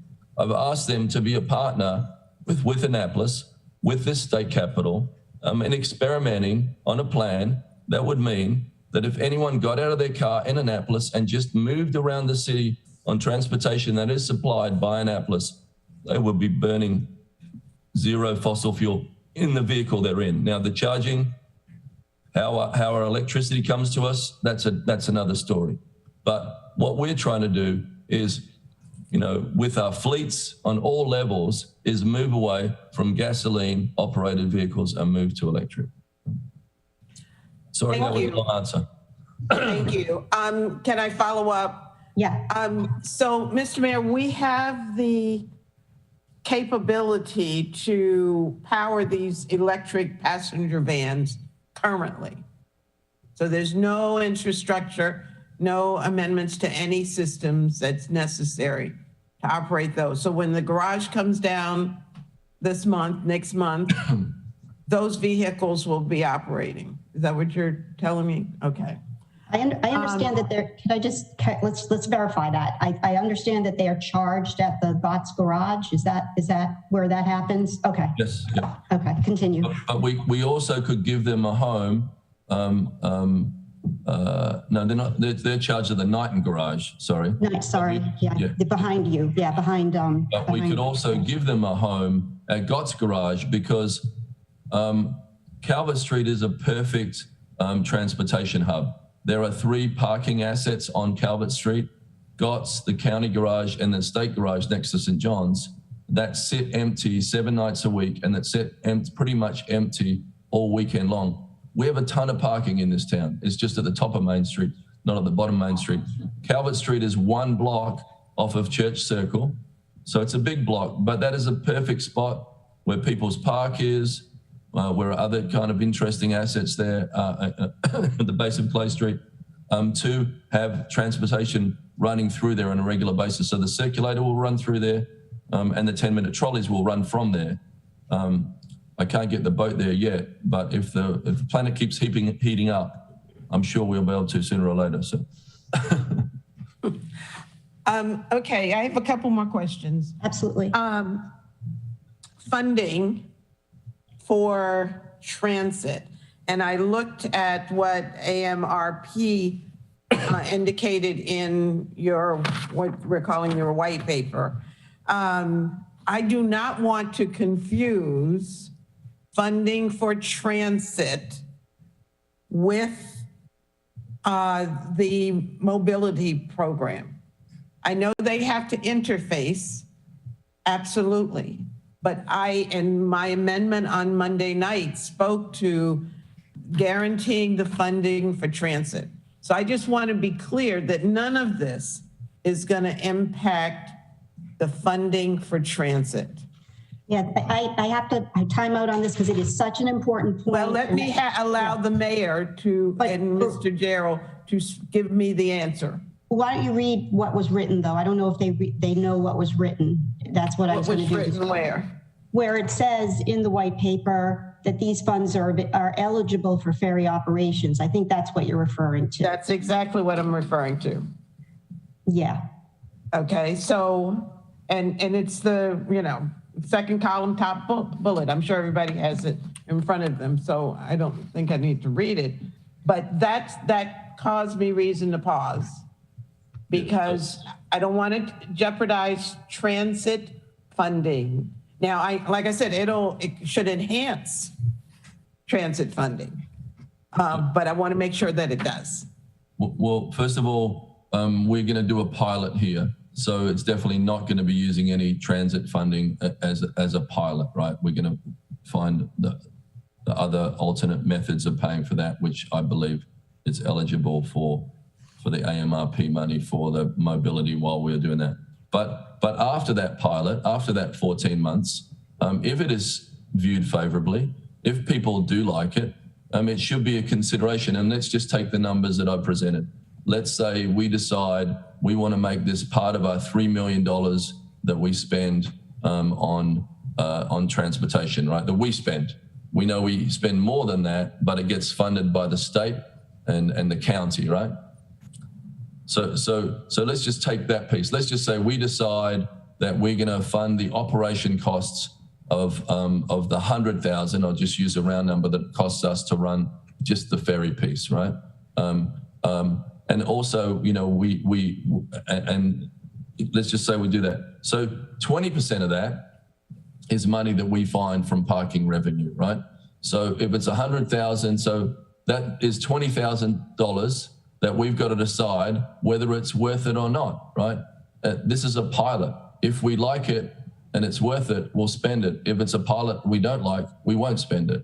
but it's going to be an enhancement to public transport. I truly believe this. It's going to popularize public transport. And I think it's going to be a way where people think, well, I caught that circulator to downtown, or I caught it out to the shop, to the grouse. I'm going to take a new electric bus that Stuart Pittman is working on out to the mall or out to other places as well. I think it's going to start to get more people on public transport and then broaden their mind to it. Well, thank you for that, but I'm afraid you haven't given me the level of comfort I was looking for, because, you know, it could be a pilot and it depends on who's sitting in these seats in 4 years, whether transit gets cut or not. It happened in the past. So I'm speaking from past experience. It has happened in the past when we never expected that anyone would agree to cut transit, and it happened. So I want to make sure that no matter what the pilot says, we continue to fund transit at the level that we need, that everybody needs, not just downtown folks, but the rest of the city is impacted by it. So I'm going to keep that in front of us. I don't want AMRP to commingle transit funds with the mobility fund that they're contributing to. That would be a deal breaker for me. 100%, that will not happen, Alderman Finlayson. Okay, well, we're good with that then. Thank you. I see Mr. Gerald's hand, if I might. Yeah, City Manager Gerald. Thank you. So one thing that the mayor didn't mention is we recently had a meeting with Senator Cardin's office to talk about funding for a lot of projects, but this one included. And the point that they made was that as part of the infrastructure bill, that MDOT, all of the state DOTs, but MDOT included, are going to get a lot of funding for low and no emission transit equipment. So they felt like this was a great candidate for that, but we're also going to look towards that funding for the rest of our fleet, because this is where we need to go fleet-wide, right? Transit needs to go electric. From what they said, I got the impression, and I think that this is going to be the case, that it will not only be for the initial purchase, but also for some of a large portion of the operations costs for this low and no emission. That's a mouthful to say. Low and no emission equipment that they're really trying to encourage through this infrastructure money. Well, that was going to be one of my questions about what funding has already been committed and how we can indicate it on the CIP form. You know, the fact that Senator Elfreth, and we'll know something when the state passes, the legislature approves their budget, whether she was able to get additional funding for this project, and what the commitment has already been from Stuart Pittman's office and from, as you said, from Cardin's office and whomever else. But I think it would be helpful to indicate what funding is projected and what funding is already confirmed. Because that will show that we're not looking at the general fund to fund this, but we are actively engaged in getting outside funding. You know, it's still so outside I guess, college, but I guess my only comment would be, again, what you're asking for is a point in time change to the CIP sheet, right? So what you're asking for is how much do we have today and how much do we think we're going to get? What we show is at the bottom of on the Appendix A sheet, the amount that we expect to get in grants. That's the way we always show it on these CIP sheets, is how much is for grants, and then we go out and find it. I'm happy to talk to what we have as of today, but I wouldn't recommend that we change this sheet just based on what we have today, because this is a sheet that's supposed to carry forward with the project. So the county has committed. I had a conversation with Chris Trumbauer last week, Friday, and they committed $250,000. We talked about how it would come over to us. But they are committed to providing that, and that's for this fiscal year. That's for this overall project. So we can use it for the ferry, or we can use it for whatever. It's fungible, basically. We can use it for whatever purpose that we feel like we want to. So that's the first tranche. As the mayor said, Senator Elfrith is working hard to get an additional $250,000 and is very supportive of that. Mr. Chair, I wasn't suggesting that we change the expenditures and the funding schedule at the bottom. I was thinking maybe up there in the box that's blank under financial activity, we could simply make a notation and break down, you know, what is confirmed, what is projected, you know, whatever. I just think it'll be helpful to have some indication of what the funding is, because the concerns that we're hearing is that it's too vague. We don't know enough. And, you know, so just making a notation somewhere on the form that can be changed, by the way. Sure. You know, it could come back to the Finance Committee for an amendment if, you know, we get $500,000 from the state. I mean, isn't that doable? Yeah, because that money would have to be, have to be a supplemental appropriation anyway. So it would come back, it would come back to you all.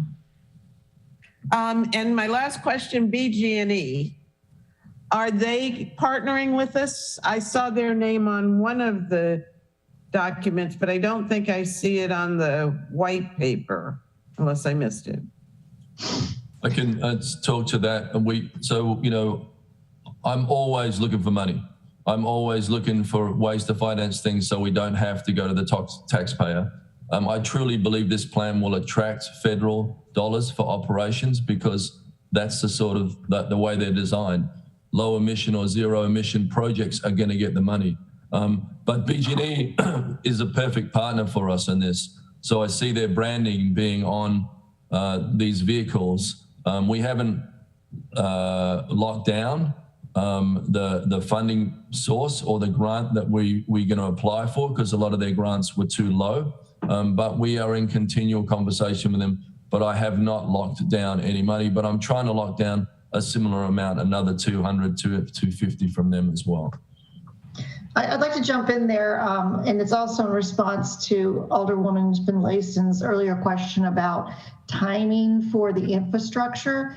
As the mayor just said, we have met with BG&E about the ferry and charging for the ferry, the infrastructure there, and we're trying to come up with something along the lines of the current electric vehicle charging station relationship we have, where they install the units for free, they pay for the units, they maintain them, and they would remove them if we needed them removed for any reason or relocate them. So we're trying to work out something. They don't have a program exactly like that for an electric ferry, but we're trying to work out some innovative partnership with BG&E. And as to the timing, Alderwoman, my experience working with installing the electric vehicle charging stations is that BG&E, once we work on a location and identify it, for their engineers to come in and look at how to locate infrastructure and make the design and get it through approvals at the city and permitting, they can do it as quickly as in a month.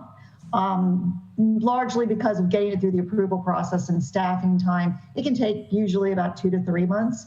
So we can get the installation done very quickly for the ferry, and any additional EV charging for buses or trolleys that we need, we can get that done really quickly as well. And to add on to where the mayor said we have charging at Knighton Garage, we also installed 3 chargers at Gott's Garage, so that's another potential overnight charging location. And there's one going in at the Visitor Center. There's one going in on Calvert Street, and we've identified 3 other potential locations in the city. Well, thank you. I think part of the problem is we don't know all the things that are going on.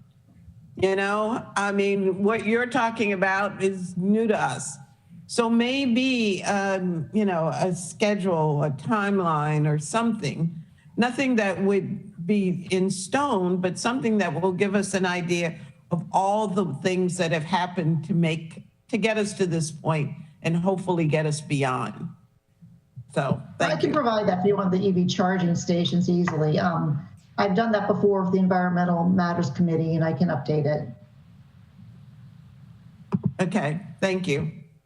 Thank you, Madam Chair. Thank you, Alderwoman Finlayson. I'm glad you brought up the statement in that white paper. So for record that we can negate that sentence where it says AMRP has budgeted operations funding for transit during the 14 months of construction of Hillman. That is correct for the Hillman Garage, but the statement these funds are eligible for ferry operations, we just don't support that. We don't have to vote on it. We just want to say that we don't support that. Alderwoman O'Neill. I'm going to go back to the boat issue and the Jones Act and questioning some of that. From what I read when I read the Jones Act, I know that you've said that the boat will come in parts and be put together at the location where Beneteau puts their boats together, but Beneteaus are not commercial boats. And the Jones Act specifically speaks to commercial boats, not boats for pleasure. So that combined with the fact that I'm having a hard time understanding how we could possibly be having a boat in the next 3 months, given all of that, and that's pushing it through Coast Guard approval, and so I'm belaboring the boat. I would happily vote for this ordinance today if we could just change it to electric mobility and keeping open the option to be exploring other things, but pigeonholing us into putting it towards a specific boat. Again, I have put 3 questions into 1 question, and I'm sorry about that. So let's talk about the Jones Act and the boat being built. Alderman O'Neill, can I add to that question as far as the warranty?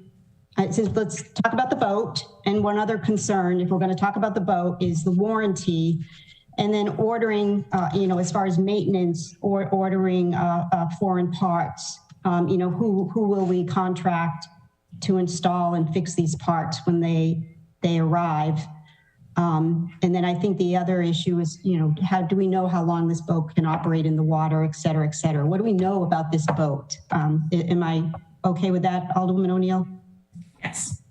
So on the Jones Act, I'll start with that, is we're not going to purchase it if it doesn't meet the criteria, right? We believe it will. The company believes it will. That it is already passed inspection to be sold in America, just as a pleasure boat.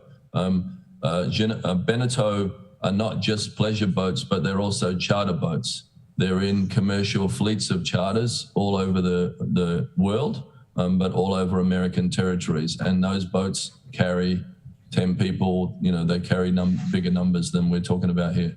But we, of course, are not we're gonna not purchase it if it doesn't meet the criteria. We can't get it up to Coast Guard standards. The big selling point on electrification in the auto industry, and I want to point out, this is a very fairly advanced technology on this. This is like the nicest electric car you can get. There's very few moving parts, one through hole prop, and then very, very limited things that can break. And then the things that are going to be installed in America are going to be made in America or run through American companies. So the gates on the back of the boat, that is one of the concerns, they'll be fabricated and they'll be installed in America. The electronics will be bought in America and installed in America. So that they can be serviced by American companies that are currently doing work in marinas. We are gun shy because apparently we purchased some outboard engines that were hybrids. They were part electric and they were part gasoline, and they failed. And Beth did a great job to sort of get them out of circulation and get us back onto what we have now. But that is a long time ago, and that is a very different technology to the one that I'm talking about. And we've come a long way in electrification, not only in cars, but also on boats, because this company has been working on the technology for a long, long time. The boat is a boat that is designed to operate in the Swedish archipelago, the Black Sea, the North Sea. It is a serious offshore boat. It is the same hull configuration as New England lobster boats use. It is well laid, but we have to put it to its test. We have to make sure it passes all the standards that we want, the Coast Guard wants. And, if we have to keep under 6 people in the beginning and then work on our approvals as we go through, once we get sort of agreement, we can get those approvals done, that they're cost effective, then we'll go forward. But not until then.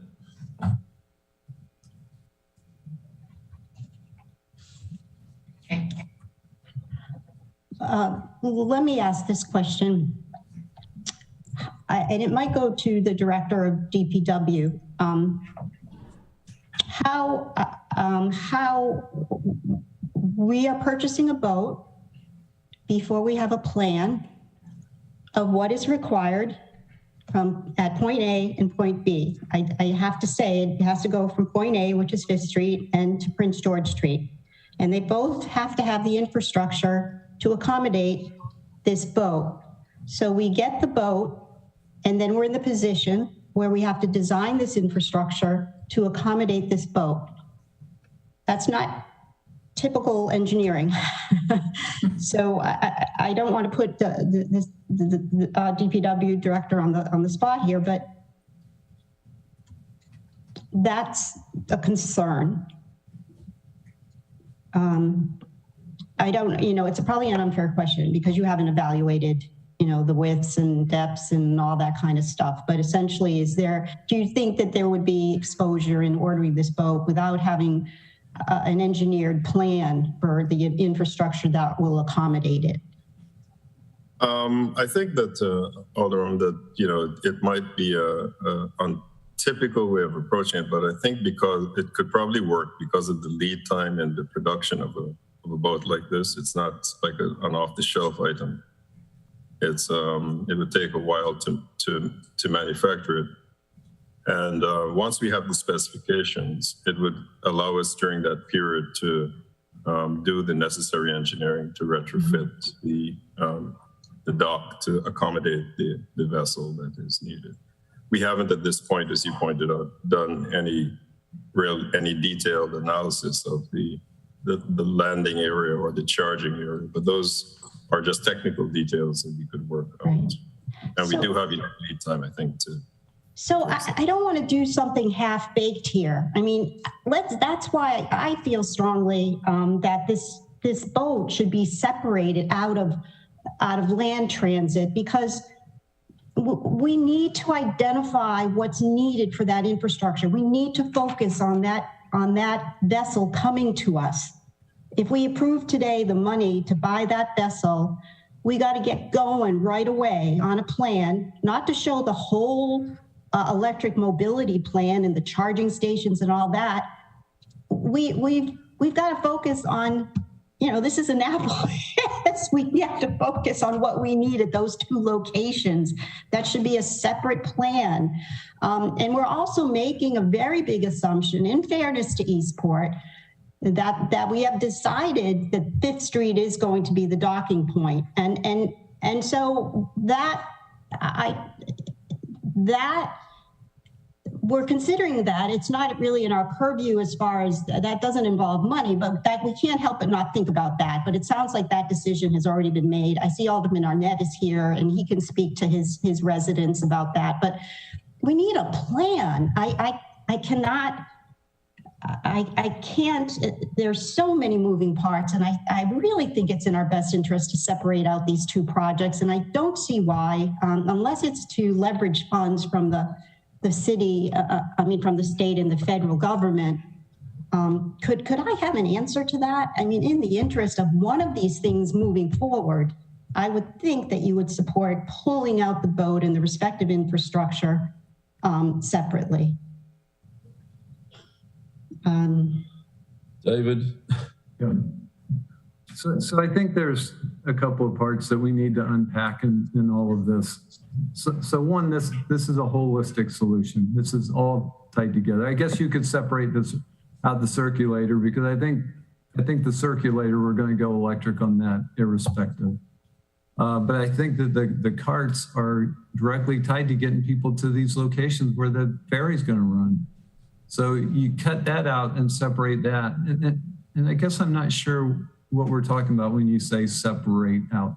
Are you talking about two completely separate projects like this? Or are we just talking about doing the plan first before we ever do the purchase of equipment? Because it sounds like that's more of an issue of, does it make sense to separate these out? Is you do the plan first, which is what we normally do with CIP. You know, we've implemented this project what do we call that, Mike? Project implementation.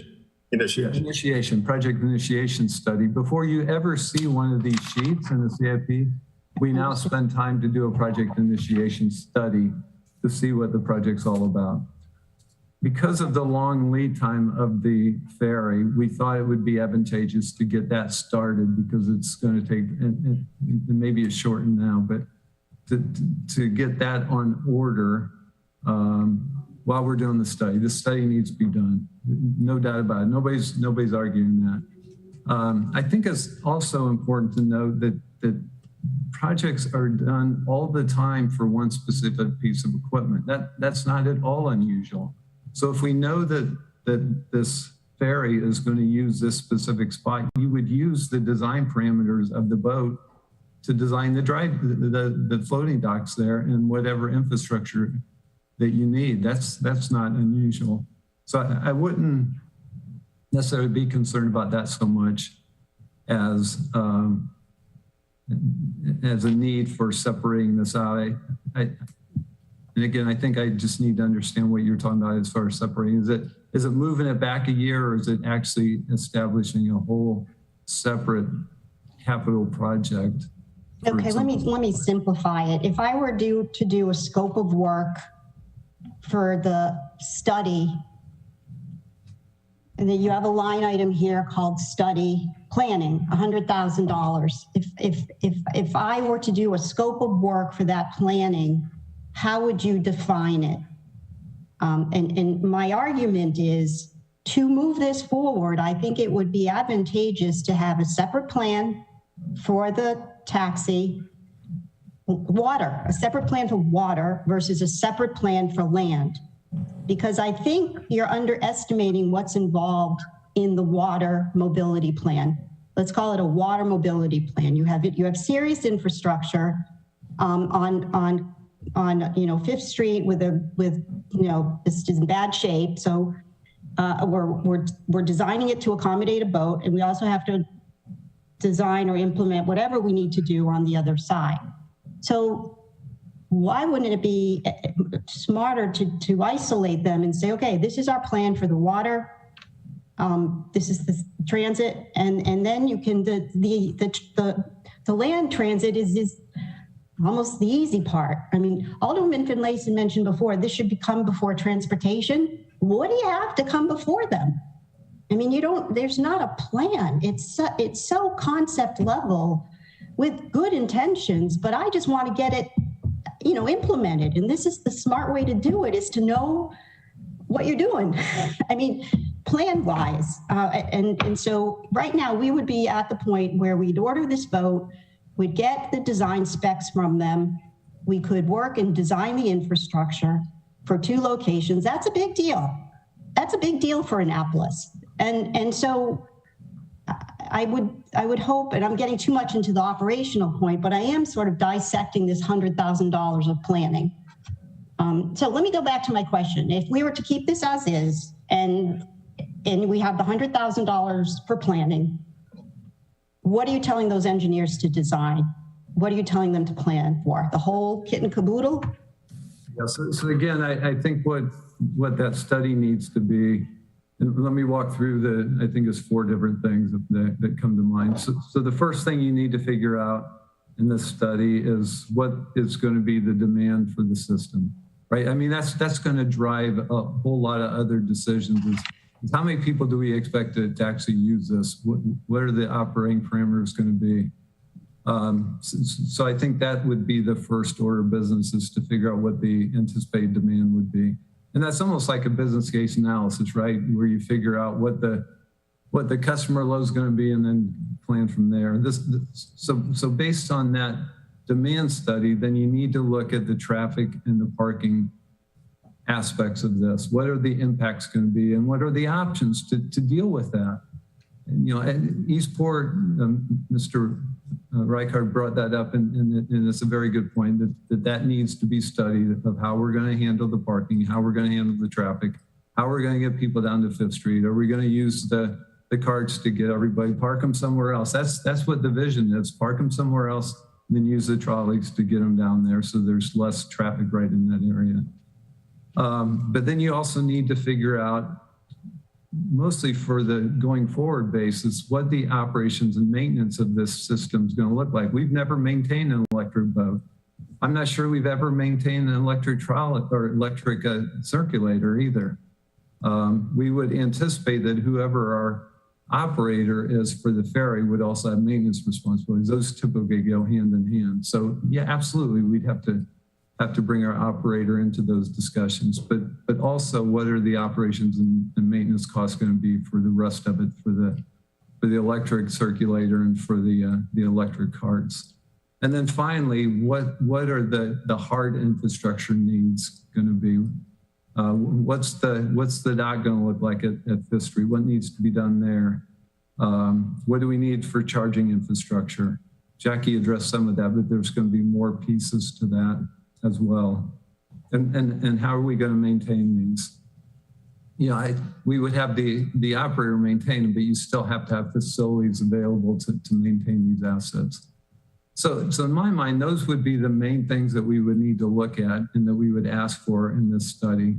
I'm sorry to interrupt, but you're speaking specifically to the water mobility. You're speaking both. Yeah, both, because it's a system-wide, because the parking and traffic all go back to the land side, right? And the operations and maintenance of the circulator and the carts goes to the land side as well. So that, I think that all gets looked at as part of a system. And I think Eastport would be happy to hear that. Yeah, okay, to study the demand, and then you have the O&M budget on the entire transit mobility. On the electric part of it. Yeah, but things have to be defined before you can establish an operations and maintenance budget on them. I'm going to turn to Alderman Arnett. I think he has an issue on the Eastport side of things. No, and sorry to keep you waiting. The last point, I think it's important that you have some definition of what equipment that you're looking at so you can study these things, because it's wide open and there's no parameters on what the equipment's going to be.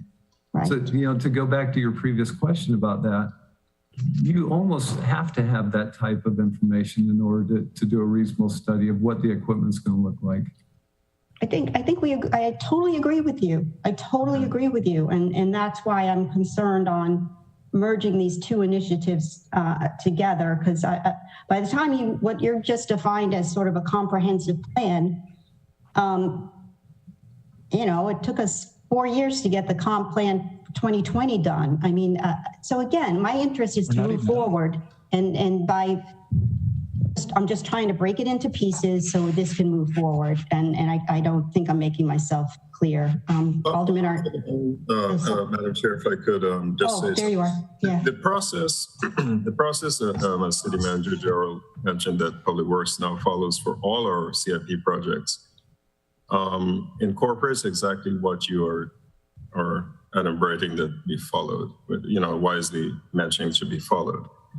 The project initiation phase, during that phase, it allows the engineers, the project managers to begin to develop the detailed scope of the work that really we would then use to develop future designs or even test the feasibility of the idea. Because at this point, it is somewhat conceptual, fairly conceptual. And a lot more thought has to go into exactly how we would sort of implement different phases of it. It doesn't really matter in the project initiation phase as to whether you break it into two. I don't think there's any efficiency really, because it's an interconnected sort of an approach that is being used. In fact, I would think it's probably better structured the way it is. It is being conceived now because it's not two separate. It's one sort of mobility concept that you're sort of modeling, if you will. So the project managers, as they go through the project initiation phase, would develop the necessary scope, costs at different phases, challenges, the other sorts of community input, stakeholders, the entire gamut of what needs to be considered to make this a viable project or not. At different phases, there are check-in points as you begin to develop it, so that you can see whether or not your ideas are correct as initially conceived or if they need to be tweaked. And the thought in sort of developing this was that because these items, much like fire apparatus, take a while to be made, or specialized DVW equipment take a while to be constructed, that we would have enough time, sort of a window within which to sort of develop a more detailed approach to incorporating this particular vessel into the operation and any other, electric wheeled vehicles into the entire concept of what the project would be. And that was the general approach. And we're not taking a reckless approach in approaching this. Oh, I didn't say that. No. Approaching in a very ordered and logical way, much as you're saying that it's wise to do. Right. Yeah, I understand. So I didn't say otherwise. Yeah, no, I think the linear process, I understand. And yes, I think this is concept level. And we have a little ways to go. So I'm going to go to Alderman Arnett and then to Alderwoman O'Neill. Madam Chair, I'm happy to yield to Committee Member O'Neill. And I only have brief comments. Okay, I'm sorry. I'm keeping you waiting. Okay, that's very kind. Alderwoman O'Neill? Mute. Sorry. That was very kind, Ross. Thank you. My question / suggestion is to, given that what has been said by the director, Public Works, city manager, can we just change this ordinance in the idea that we want to move it forward? Can we change the ordinance from specifying the buses and the boats to electric mobility so that allows us to fund it in such a way that if we start down the path of finding that this particular boat is not going to work or whatever, then we're not pigeonholed into the boat, but we are still well on the path to electric mobility.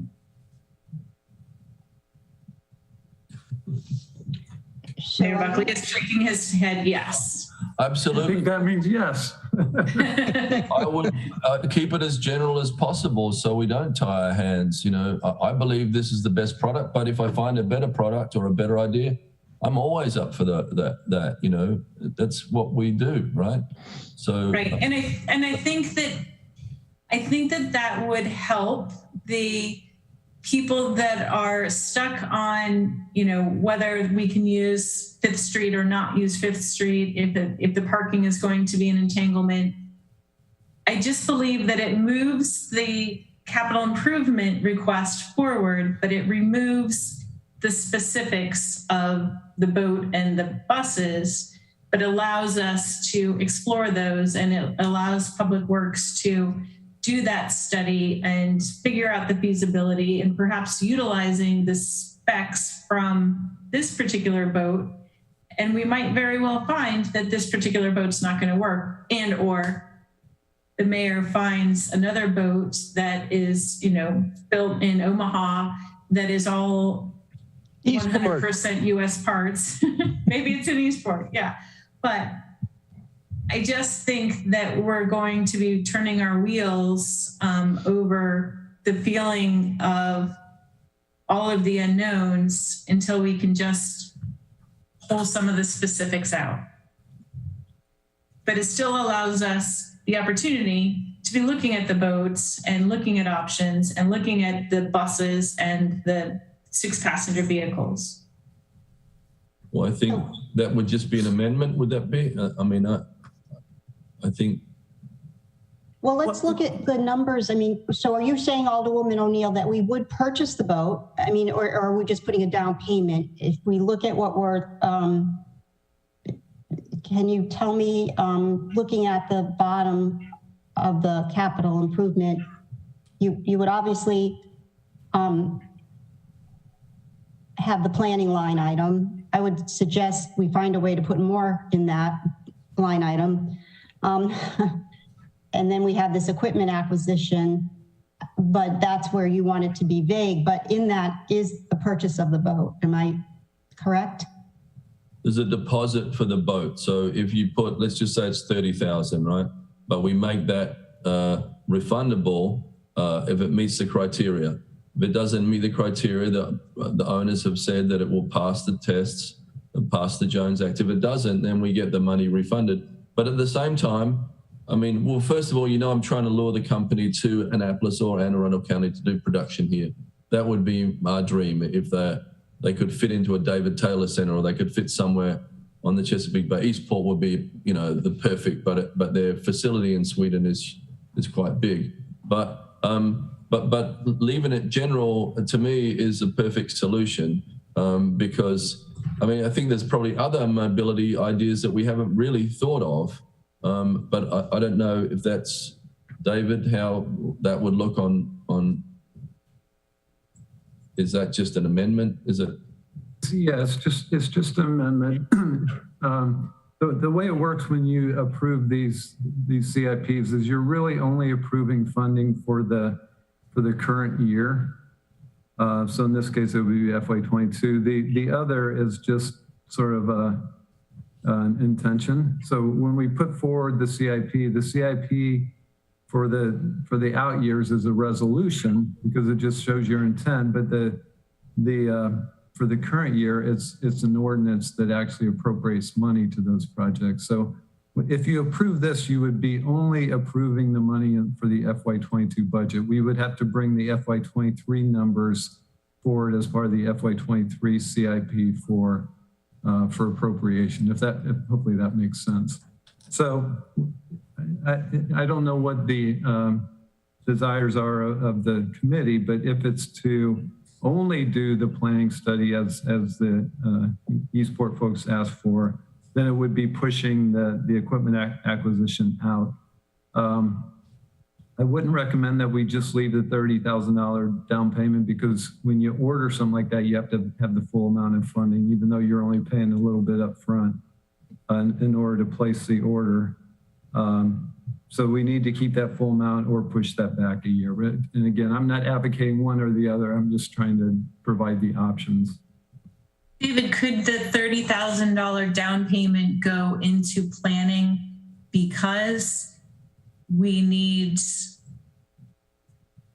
the start of it, the intent of the boat in order to do most of the planning, as Director Johnson, I think, indicated from what I understood from what he said, that he needed to know what the specs were before he could put out the comprehensive plan for.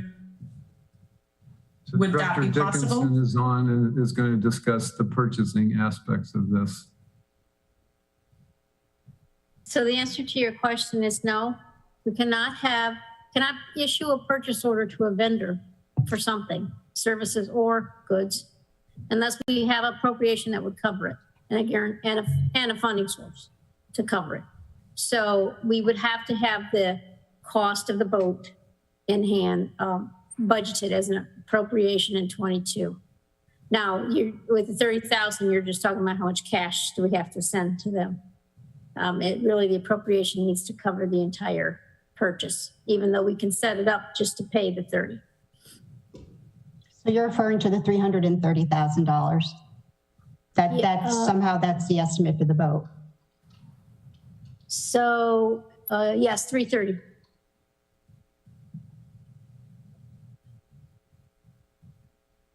And the planning, the respective planning, I think I want to be clear on the planning. In using Alderman O'Neill's logic, we don't want to pigeonhole the electric, the circulators, the transit buses, because there will be some flexibility there. There's a lot of unknowns in what will work and what won't work when Hillman is down, et cetera, et cetera. And so if we've got the boat coming, we really need to focus on the planning and the parking impact. In addition, the infrastructure to accommodate it. So my question would be, is the $100,000 for planning, I see that as a lump sum that isn't added to in subsequent budgets. So I'm assuming then that $100,000 is the planning for everything, whatever that's gonna be. But do we have enough in that $100,000 to do? Well, it sounds like, I guess you believe that the $100,000 will take care of the planning for the entire system? That was the thinking that we had. And of course, we are working with, best guesses at this point as to what really is realistic to use for planning. But if we felt it was a reasonable ratio per rata share of the total cost to be used. And again, we also, it's not for design, detailed design, because that obviously is going to be much more expensive. It's not for construction. Those are the TBDs that we have in 24 that will be informed by the actual planning study. If it's the desire of the council to improve that, to increase that $100,000 a bit, we would certainly not have any objection to that. But that was the estimate, just strictly to do the planning and not to start doing design.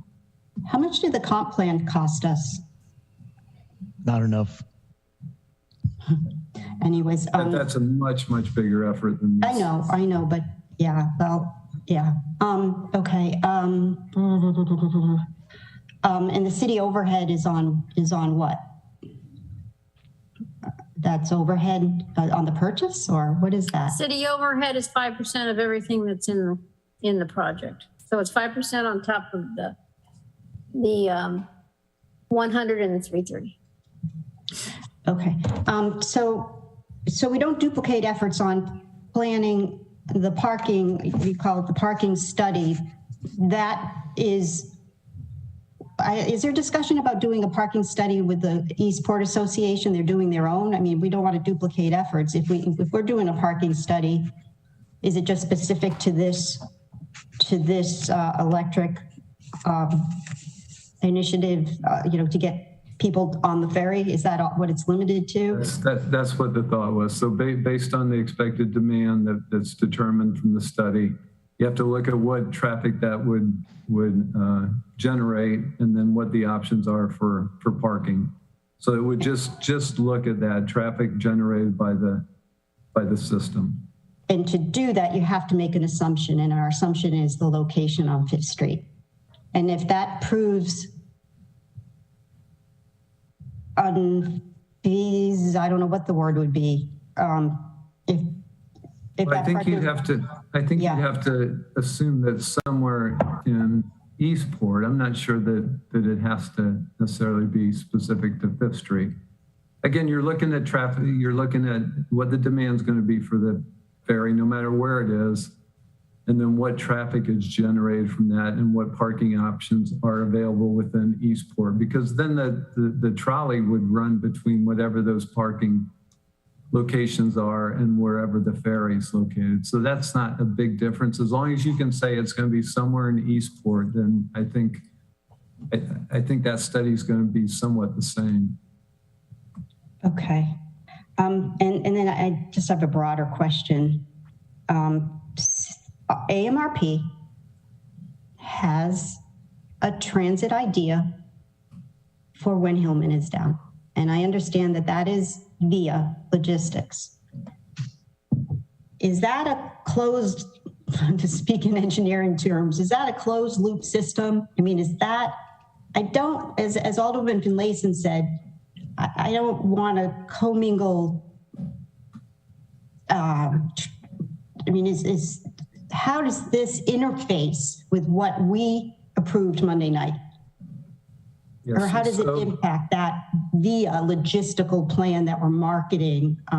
Is some of that money coming from here, or my understanding is that's under that deal that you have. So there's right.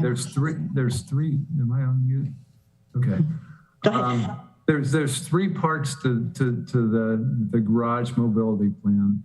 One of them is increased circulator. So that's going to be run by the city. Instead of just having one, and we're going to reimagine the circulator to make it hopefully more appealing. But during peak hours, we're going to have a second circulator bus running those routes to help people get, especially from Park Place downtown, but from the other garages as well. So that's one part. And that's the city's responsibility to do that. We're also going to have the 10-minute trolley. This is going to run on certain times initially. That's the part of this system that we're talking about that we're going to kind of do a test run on, is on the downtown side to run this 10-minute trolley that as the mayor discussed it. The last piece is the VIA piece, and that's on demand. So that's not a bus that's just running a loop like all of our other transit assets. That's where somebody actually calls and says, I need to be picked up and I need to be taken to this location. And they will dispatch a van to pick them up on the nearest street corner. They'll pick them up and they'll deliver them to wherever they want to go within that area. And it's a large part of the city. But that's the third part, is the on-demand, and that's the VIA piece of this. And that's the largest share of the cost. So AMRP is funding $800,000 for the mobility plan for the next 14 months. That's the biggest part of that cost, is that on-demand service where people can call and ask for a ride and they'll come and pick them up and take them. So thank you very much for that explanation. So could I say then that anything outside of what AMRP has with VIA it has to be borne by the city, and part of this is that. Yeah. So the only part of this, that. So the only part that overlaps is this 10-minute trolley that we're talking about downtown. So that's going to be started during the construction. So we'll test that out and see how it works, see what the demand is. That's going to be funded as part of the project. So that's not going to be funded by this CIP. That's going to be funded from that $800,000. There'll actually be a very small fare that's charged for the on-demand services. So that's going to help pay for that 10-minute trolley as well. And then we'll see how that works. But as far as the ferry goes and the trolley on the Eastport side, that is not directly tied to the Hillman Garage mobility plan. Okay. And that sort of tells you, well, I don't know if the $800,000 include, obviously that includes vehicles and all, but I was going to say that you get an idea of how much mostly mobility labor, costs. Yeah. Mostly labor, mostly the cost of the drivers. Yeah, over 14 months. Okay. Yeah. Alderman Finlayson? Yes, I'm trying to get us to yes. We all are. Yeah. And going back to Alderwoman O'Neill's recommendation, I'm looking at the project description. She suggested that we change the title. I think if we took out the designation of Fifth Street and simply say that it would ride between City Dock and N Street Park in Eastport, would that kind of allow us to investigate other options and, maybe get more buy-in from the Eastport community? Even though I'm getting texts from people in Eastport who are saying we want it. So I'm not sure. But anyway, would that satisfy your concern, Alderwoman? That's tough. You're muted, Alderwoman O'Neill. She shook her head, though. I got it. I said, yes, that would satisfy my concern. So would that have an impact, Mr. Mayor or Mr. City Manager, or would that, it seems pretty an easy fix to me. So that just becomes an addendum to the ordinance that just pulls out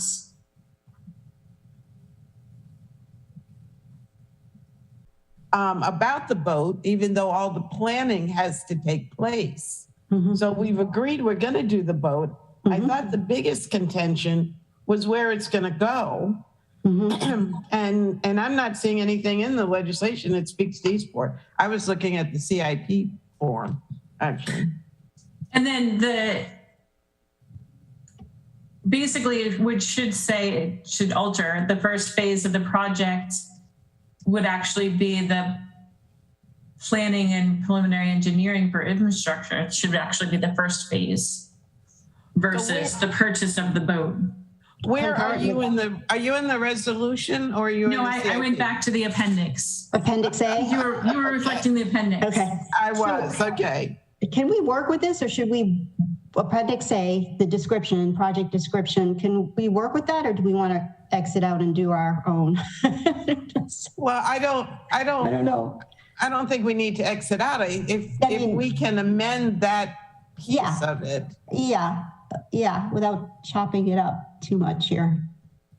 If you can amend that piece and then the ordinance, add an amendment to the ordinance that just removes the specifics about the Eastport to downtown Annapolis Ferry on the actual ordinance lines 25, 26, and 27. So page 1. So you want to take out the purpose of adding 100% electric Annapolis mobility to include electric vehicles, including vans for. You want all of that taken out? I'm not clear. No, I would just have it electric boat and take out the Eastport to downtown Annapolis ferry service. I would keep electric boat, but remove the specific Eastport to downtown Annapolis ferry service. Okay. So I'm losing you in this. So you're talking line 26, page 1, line 26. Correct. You want to take out Eastport to downtown. I thought Eastport was, and as I was referring to the CIP, we would keep Eastport because that's where the ferry is going to end up, unless you're thinking it's going someplace else.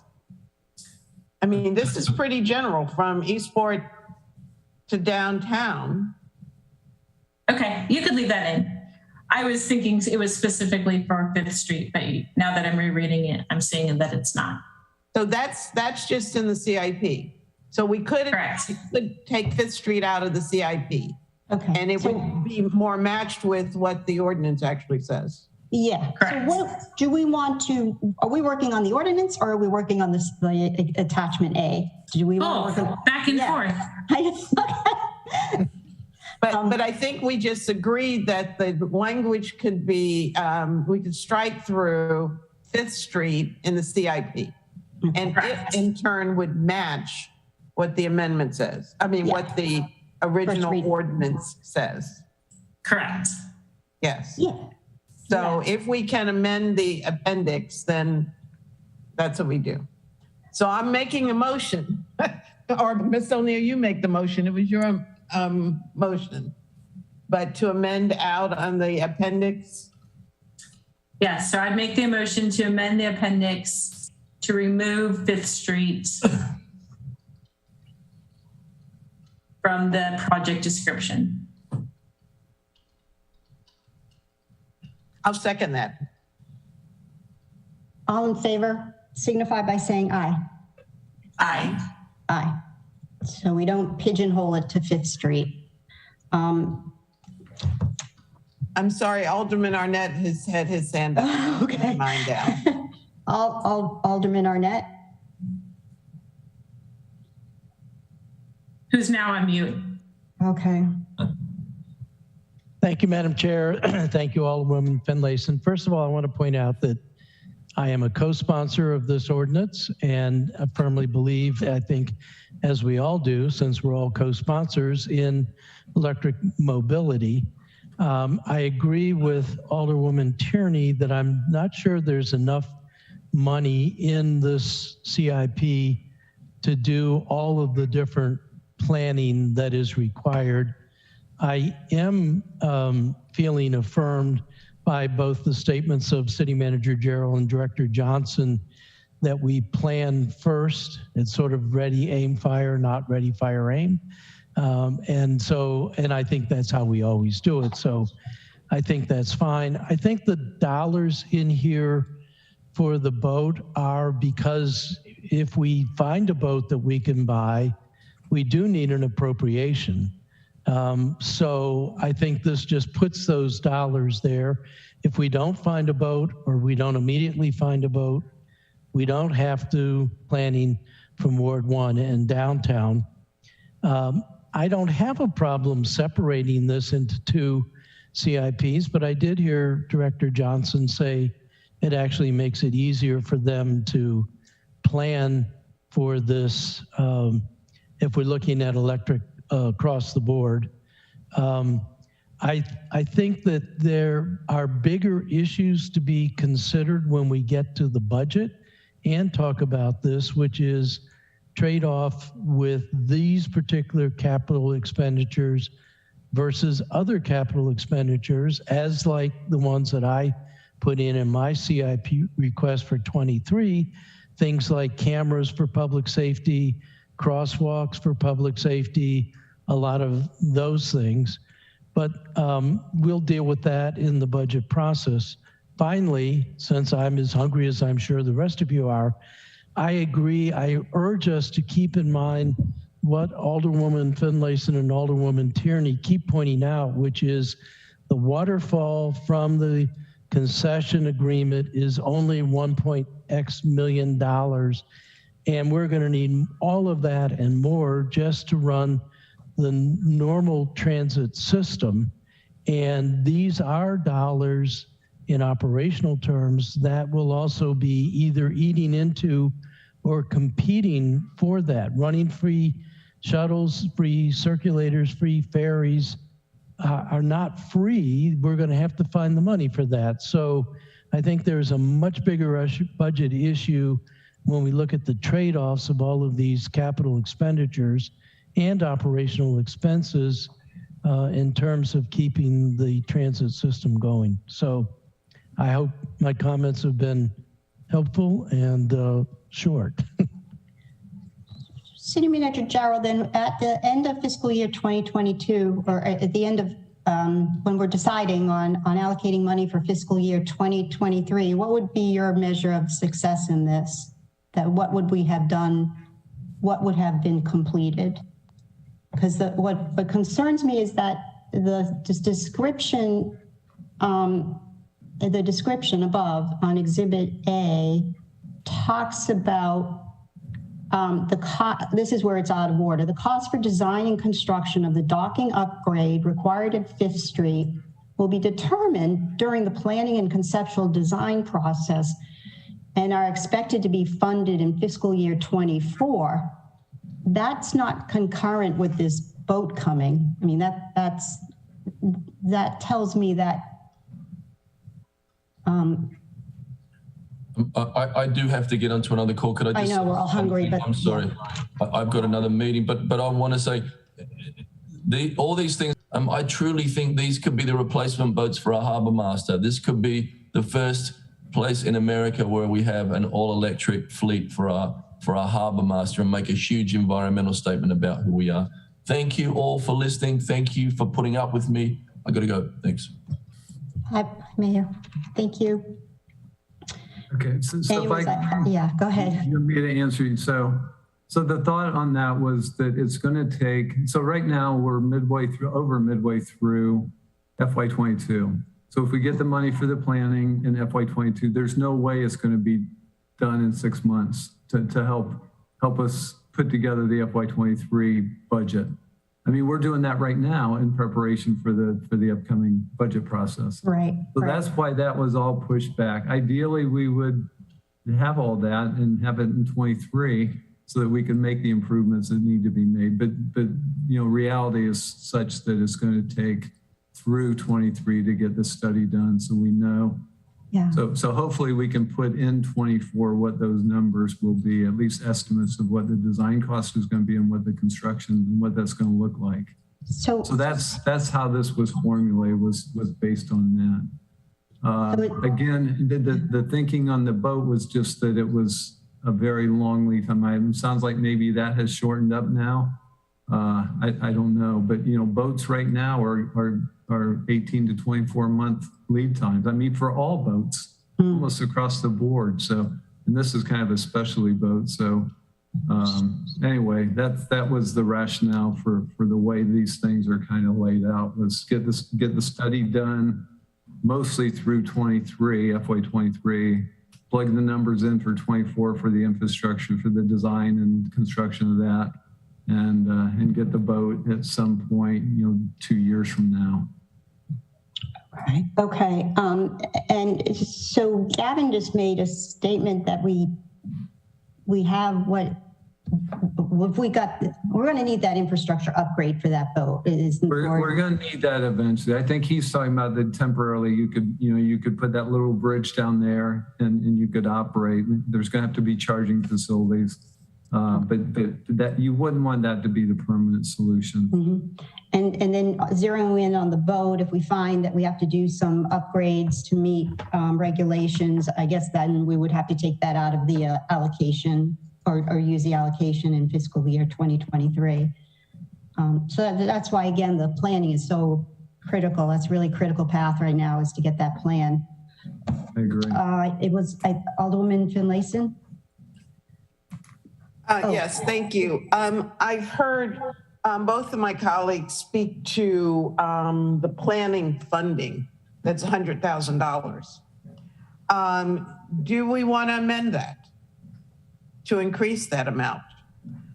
We just heard Director Johnson say, and City Manager, that they put this number in, but really without probably knowing all the parameters that they need. So do we want to enhance that amount to give them what they really need to do the job? Yeah, I don't have. So I think I would just suggest that there's two options. One, you could bump it up now, which would be fine, or we can move forward and get started. And if we see that we need more than 100,000, then we would come back for a supplemental appropriation. But we always have that option. When you RFP this out for planning, it is the entire scope, correct? So I would defer to Director Johnson. I think speaking for my colleagues, we're sort of receptive to increasing that just so that we have a master plan. I know the optics right now, I think my colleagues will agree. There are other priorities, as Alderman Arnett said, but we don't want, if we're making this effort, we want it to be a comprehensive review. So Director Johnson? Madam Chair, we don't really have a firm basis for any increase that we would ask at this point. So I think that what City Manager Jarrow suggested sounds like a more reasonable way to approach it. That once we have firmer numbers, we could always come back to the committee and request additional appropriation if needed. Okay, so I asked my colleagues, are there some other considerations that speaking for myself, when I heard of the commitment from the county of $250,000, and Alderwoman Finlayson said we should put that in the notes, do we want our action to reference that in any way, shape, or form? Because I know that made me feel better about this. I don't know about you all. Alderwoman Finlayson, you had your hand up. Well, yeah, my initial question was about the enhancement to planning, but I will defer to the city manager and the director. And we can note to ourselves that they may have to come back to us if the funding is inadequate. I was going to make another suggestion that has nothing to do with what you're speaking to, Madam Chair. You know, we've talked a lot, or mentioned at least, the Jones Act any number of times today. And I suspect that the community has no clue what the Jones Act really does. So maybe a note on our Facebook page or on our city page that says, did you know that we conform to the Jones Act, and define what the Jones Act is? Because that speaks volumes about our intent to conform to made in the United States or made in America. So just as a little blurb of information for the community, always a learning opportunity. Well, for the public's benefit, I have here that the Jones Act requires that vessels operating in coastwise commerce be built in the United States whenever possible, but then it expands. Yeah, between two destinations, I think it says, or something like that. Yeah. So just as a teaching moment, that's all. So are we ready for a motion on the entire ordinance? Because I think we just voted to amend it. Well, the appendix. Did we vote on the whole ordinance? Yeah, I think. No. Okay, so we motion to clean up, for lack of a better word, to sort of get the appendix in line with the ordinance. Okay, we did that. I think Ms. Green we did that. I was just asking you if we were getting there to a motion to support the ordinance as amended. Is that where we are? I would second that. Could I add the word comprehensive next to planning? I mean, so that we know it's for the whole kit and caboodle. I'm not sure what you're at. For the ordinance, you want to include comprehensive where? Just simply an exhibit, attachment A, that planning is revised. I guess I can't make the motion, but that planning line item is revised to say comprehensive planning. Are you talking about under the expenditures? Yes, expenditure schedule. I know that it just. Where would that be? Tell us where to put it. Insert the word comprehensive before the word planning under expenditure schedule. So that. Is that a term, that financial term, planning? That's just a standard category that we group our appropriations into. Okay. If you want to say anything about the scope of the project or the project description, I would include it up in the description. Those are just our division of accounts that we have in the system, and we don't call it comprehensive planning. Just say planning. Okay. May I suggest this edit in project description? The first phase, I'm about, I don't know, 1, 2, 3, 4, 5, 6, 7, 8 lines down in the project description. I'm thinking as I go here, but I'll propose the first phase of the project is the acquisition of an electric ferry boat, and insert the word comprehensive planning and preliminary engineering for infrastructure required. So just insert the word comprehensive before planning. Just so that we all know that we're looking at this whole thing comprehensively, and it's not like we're going to say at a later date, oops, we forgot this part. I would also like to add, there was earlier questions about the non-city funding sources, talking about the county funding and any grants that we get. There's a section there called non-city funding sources. It's right before you get to the expenditure schedule there.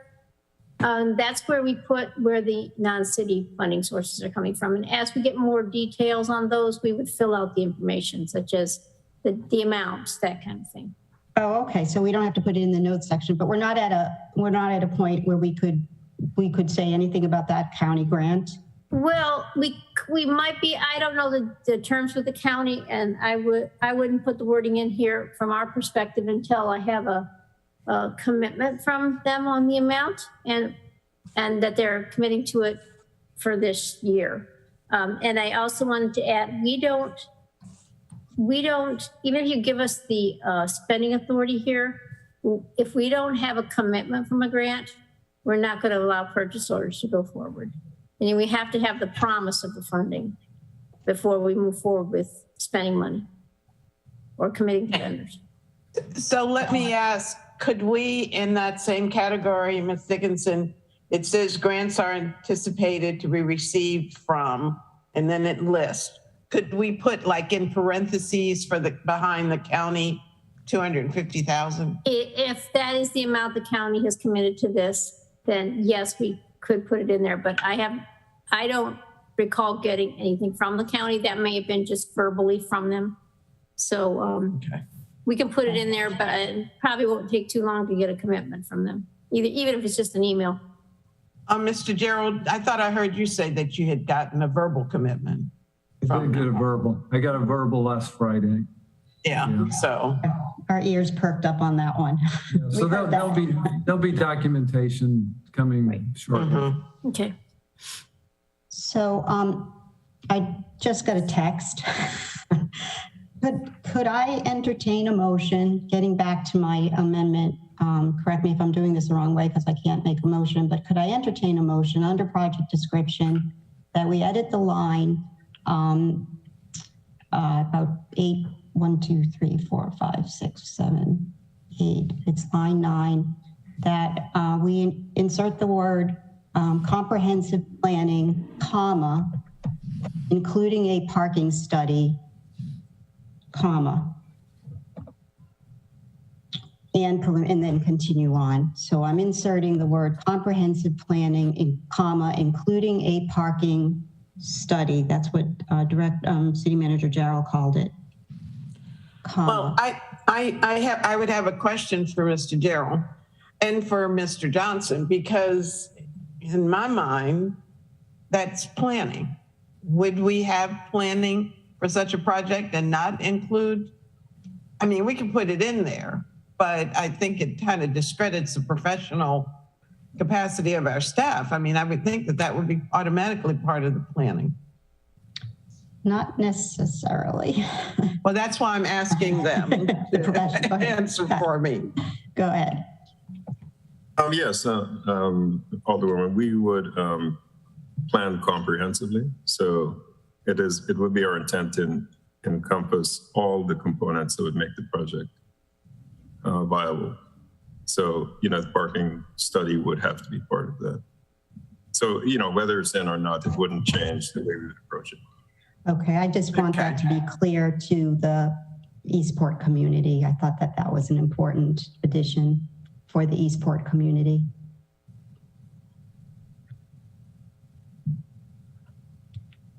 So I'll entertain that motion. If not, So you would like to amend the project description in the line beginning on line 8, I guess. The first phase of the project is the acquisition of an electric ferry boat and comprehensive, and you're going to have to, and a comprehensive plan, which includes a traffic study and preliminary engineering for infrastructure required, da, da, da, da, da. Was that my motion? Sorry, never fails, never fails. I'll second. Thank you. All in favor signify by saying aye. Is it a traffic study or a parking study? Oh, good point. Parking, I think is parking. It's really both, right? I mean, it's really how do the cars get in there, and then what are the options for parking? It's a mobility study. No, no, stop. We're trying to. So I would just say a traffic and parking study. Yeah. Or analysis. Okay. I'm not sure it's a full-blown study of that, but it's an analysis. Okay, let's go with the city manager's wording.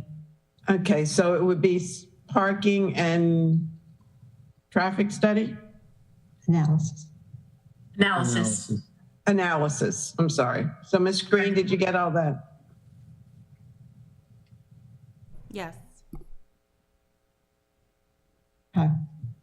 Oh, all in favor signify by saying aye. Aye. Aye. Great. Anything else? Because I think we're ready to make a motion on our action. So I would make a motion that we forward this to the city council, this ordinance. With a favorable. Recommend favorably or unfavorably. Correct, with a favorable recommendation. Do I have a second? Oh, you're muted. Oh. Sorry. So is the motion to give a favorable recommendation to 040 as amended? Yes. Yes, I'll second that. All in favor? All in favor? Oh, yes, Director. I need to ask a question. So are you creating an amendment and sending the amendment to council? Or are you thinking we're amending the appendix through this process and that's what goes to council? That's what I'm not sure. Because if we need to have a revised sheet attached to the ordinance in the system so everybody can see the revised sheet and pull down the old sheet, or does that after the amendment is passed? I think the council considers amendments as you recommend an amendment and you say favorably, you recommend it favorably with this amendment. And then the council votes on both the amendment and the ordinance. I think that's how it happens. Maybe Takia can help with that. Yeah, and your question, and then you want to know if you can, when you can change the attachment. If you're doing it now, if we're amending it now and I need to revise the appendix sheet and have the other one pulled down and this one put up and the revised one put up, that's, we'll have to do that pretty quickly. But I think the amendment is what the council considers. So Takia, go ahead. So no, you won't replace Alderwoman Finlayson knows. Go ahead, Ms. Green was speaking. I'm sorry. Go ahead. You wouldn't revise, you wouldn't replace the sheet just yet. This is a recommendation from the Finance Committee. And so once it goes to full council, if the full council approves that amendment, then that sheet would be revised. That makes sense. So I was going to say they should have the original sheet and then as an amendment, the second sheet, which has the amendment on it. Isn't that correct? We'll prepare a revised sheet to go with the amendment. Thank you. Thank you. Okay. So yes, we will have an amendment. Where are we? Is motion on the floor? You are ready for the final vote, and the motion is recommend favorably as amended. Okay. All in favor of the amended ordinance signify by saying aye. Aye. Aye. Okay. Yay. Yay. Ooh, okay. All right. Boy, we're going to have a reputation of 3-hour meetings. We don't mean to. And we haven't even started the budget yet. I mean, we're saving those meetings for the budget. Yeah. I have a guest room, just so you know. I have 2 guest rooms. I know, and Carmen and I live close by, so we won't be virtual anymore. All right, well, I think Director Dickinson, you are on the agenda. Update?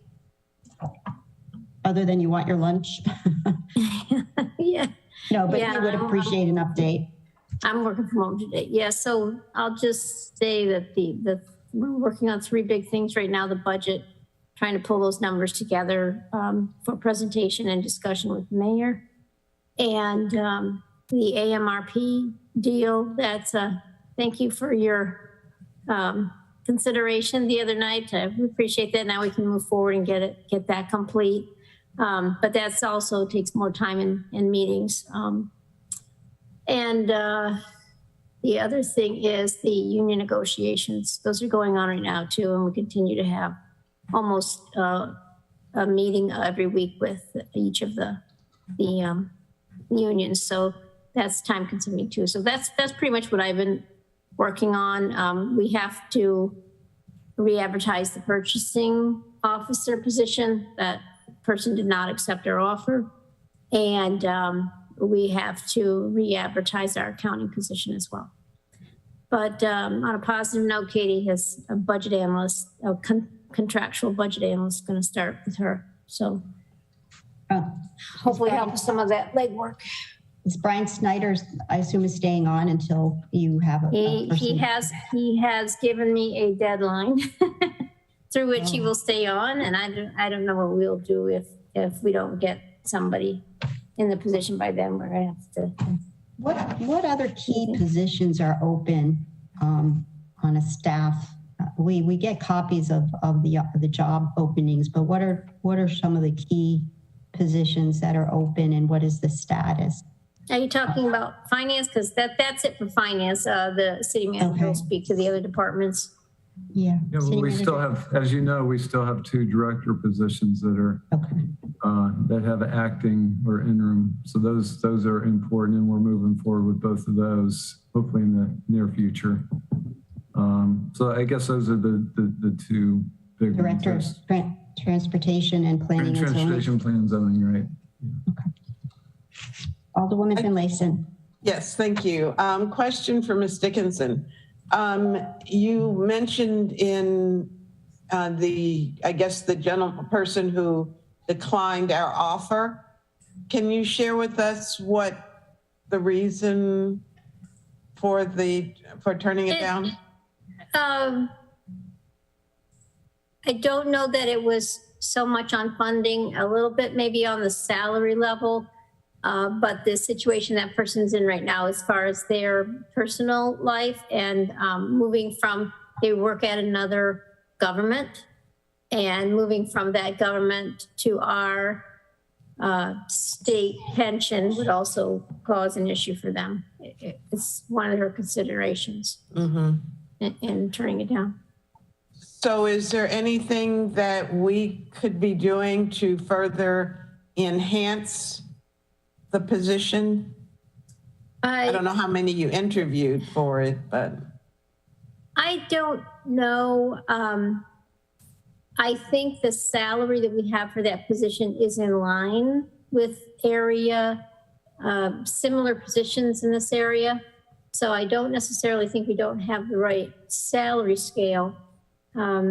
It's a very competitive job environment. Every time a position comes open, people are just fighting each other for candidates. So, unless we want to do some kind of bonus or something to entice them to come over and join, that's the only thing I can think of financially. And so it wouldn't have to be financial if you could think of some other things that we could be promoting. Well, I don't know how much but we have competitive benefits in the other areas. The state plan requires 10 years of service before you vest anything. You have to work for 10 years before you can have any vesting. So that commits people to staying here a very long time. And if they're in another pension plan where they're partway through their vesting period, and then they're going to start over here and come with, year one, it's a big commitment to make. So some other option, I'm just talking off the top of my head here, some other option for a pension for those that would not want to wait 10 years for employer contributions to their retirement. This is something the FAC is recommend we start looking into other options for pensions as well. Thank you, ma'am. City Manager General, just very quickly, probably thought I was losing it last night. I was listening to the President's State of the Union, and he reiterated the ARPA funding, and he emphasized how much it was for public safety. And I just didn't know, I understand that ARPA is once we close the books, for lack of better word, and we have a deficit in our operational budget, then we will apply the ARPA funds. But is there any review of if any of that money can help us with the police shortage? Is that appropriate? So we're in labor negotiations right now, so we're looking at all the options. Okay. Just defining it. Yep, got it. Okay. Anything else? I'll move that we adjourn. I'll second. All in favor, signify by saying aye. Aye. Thank you all so much. Go eat. Thank you. Thank you. Good Goodbye. work. Good day.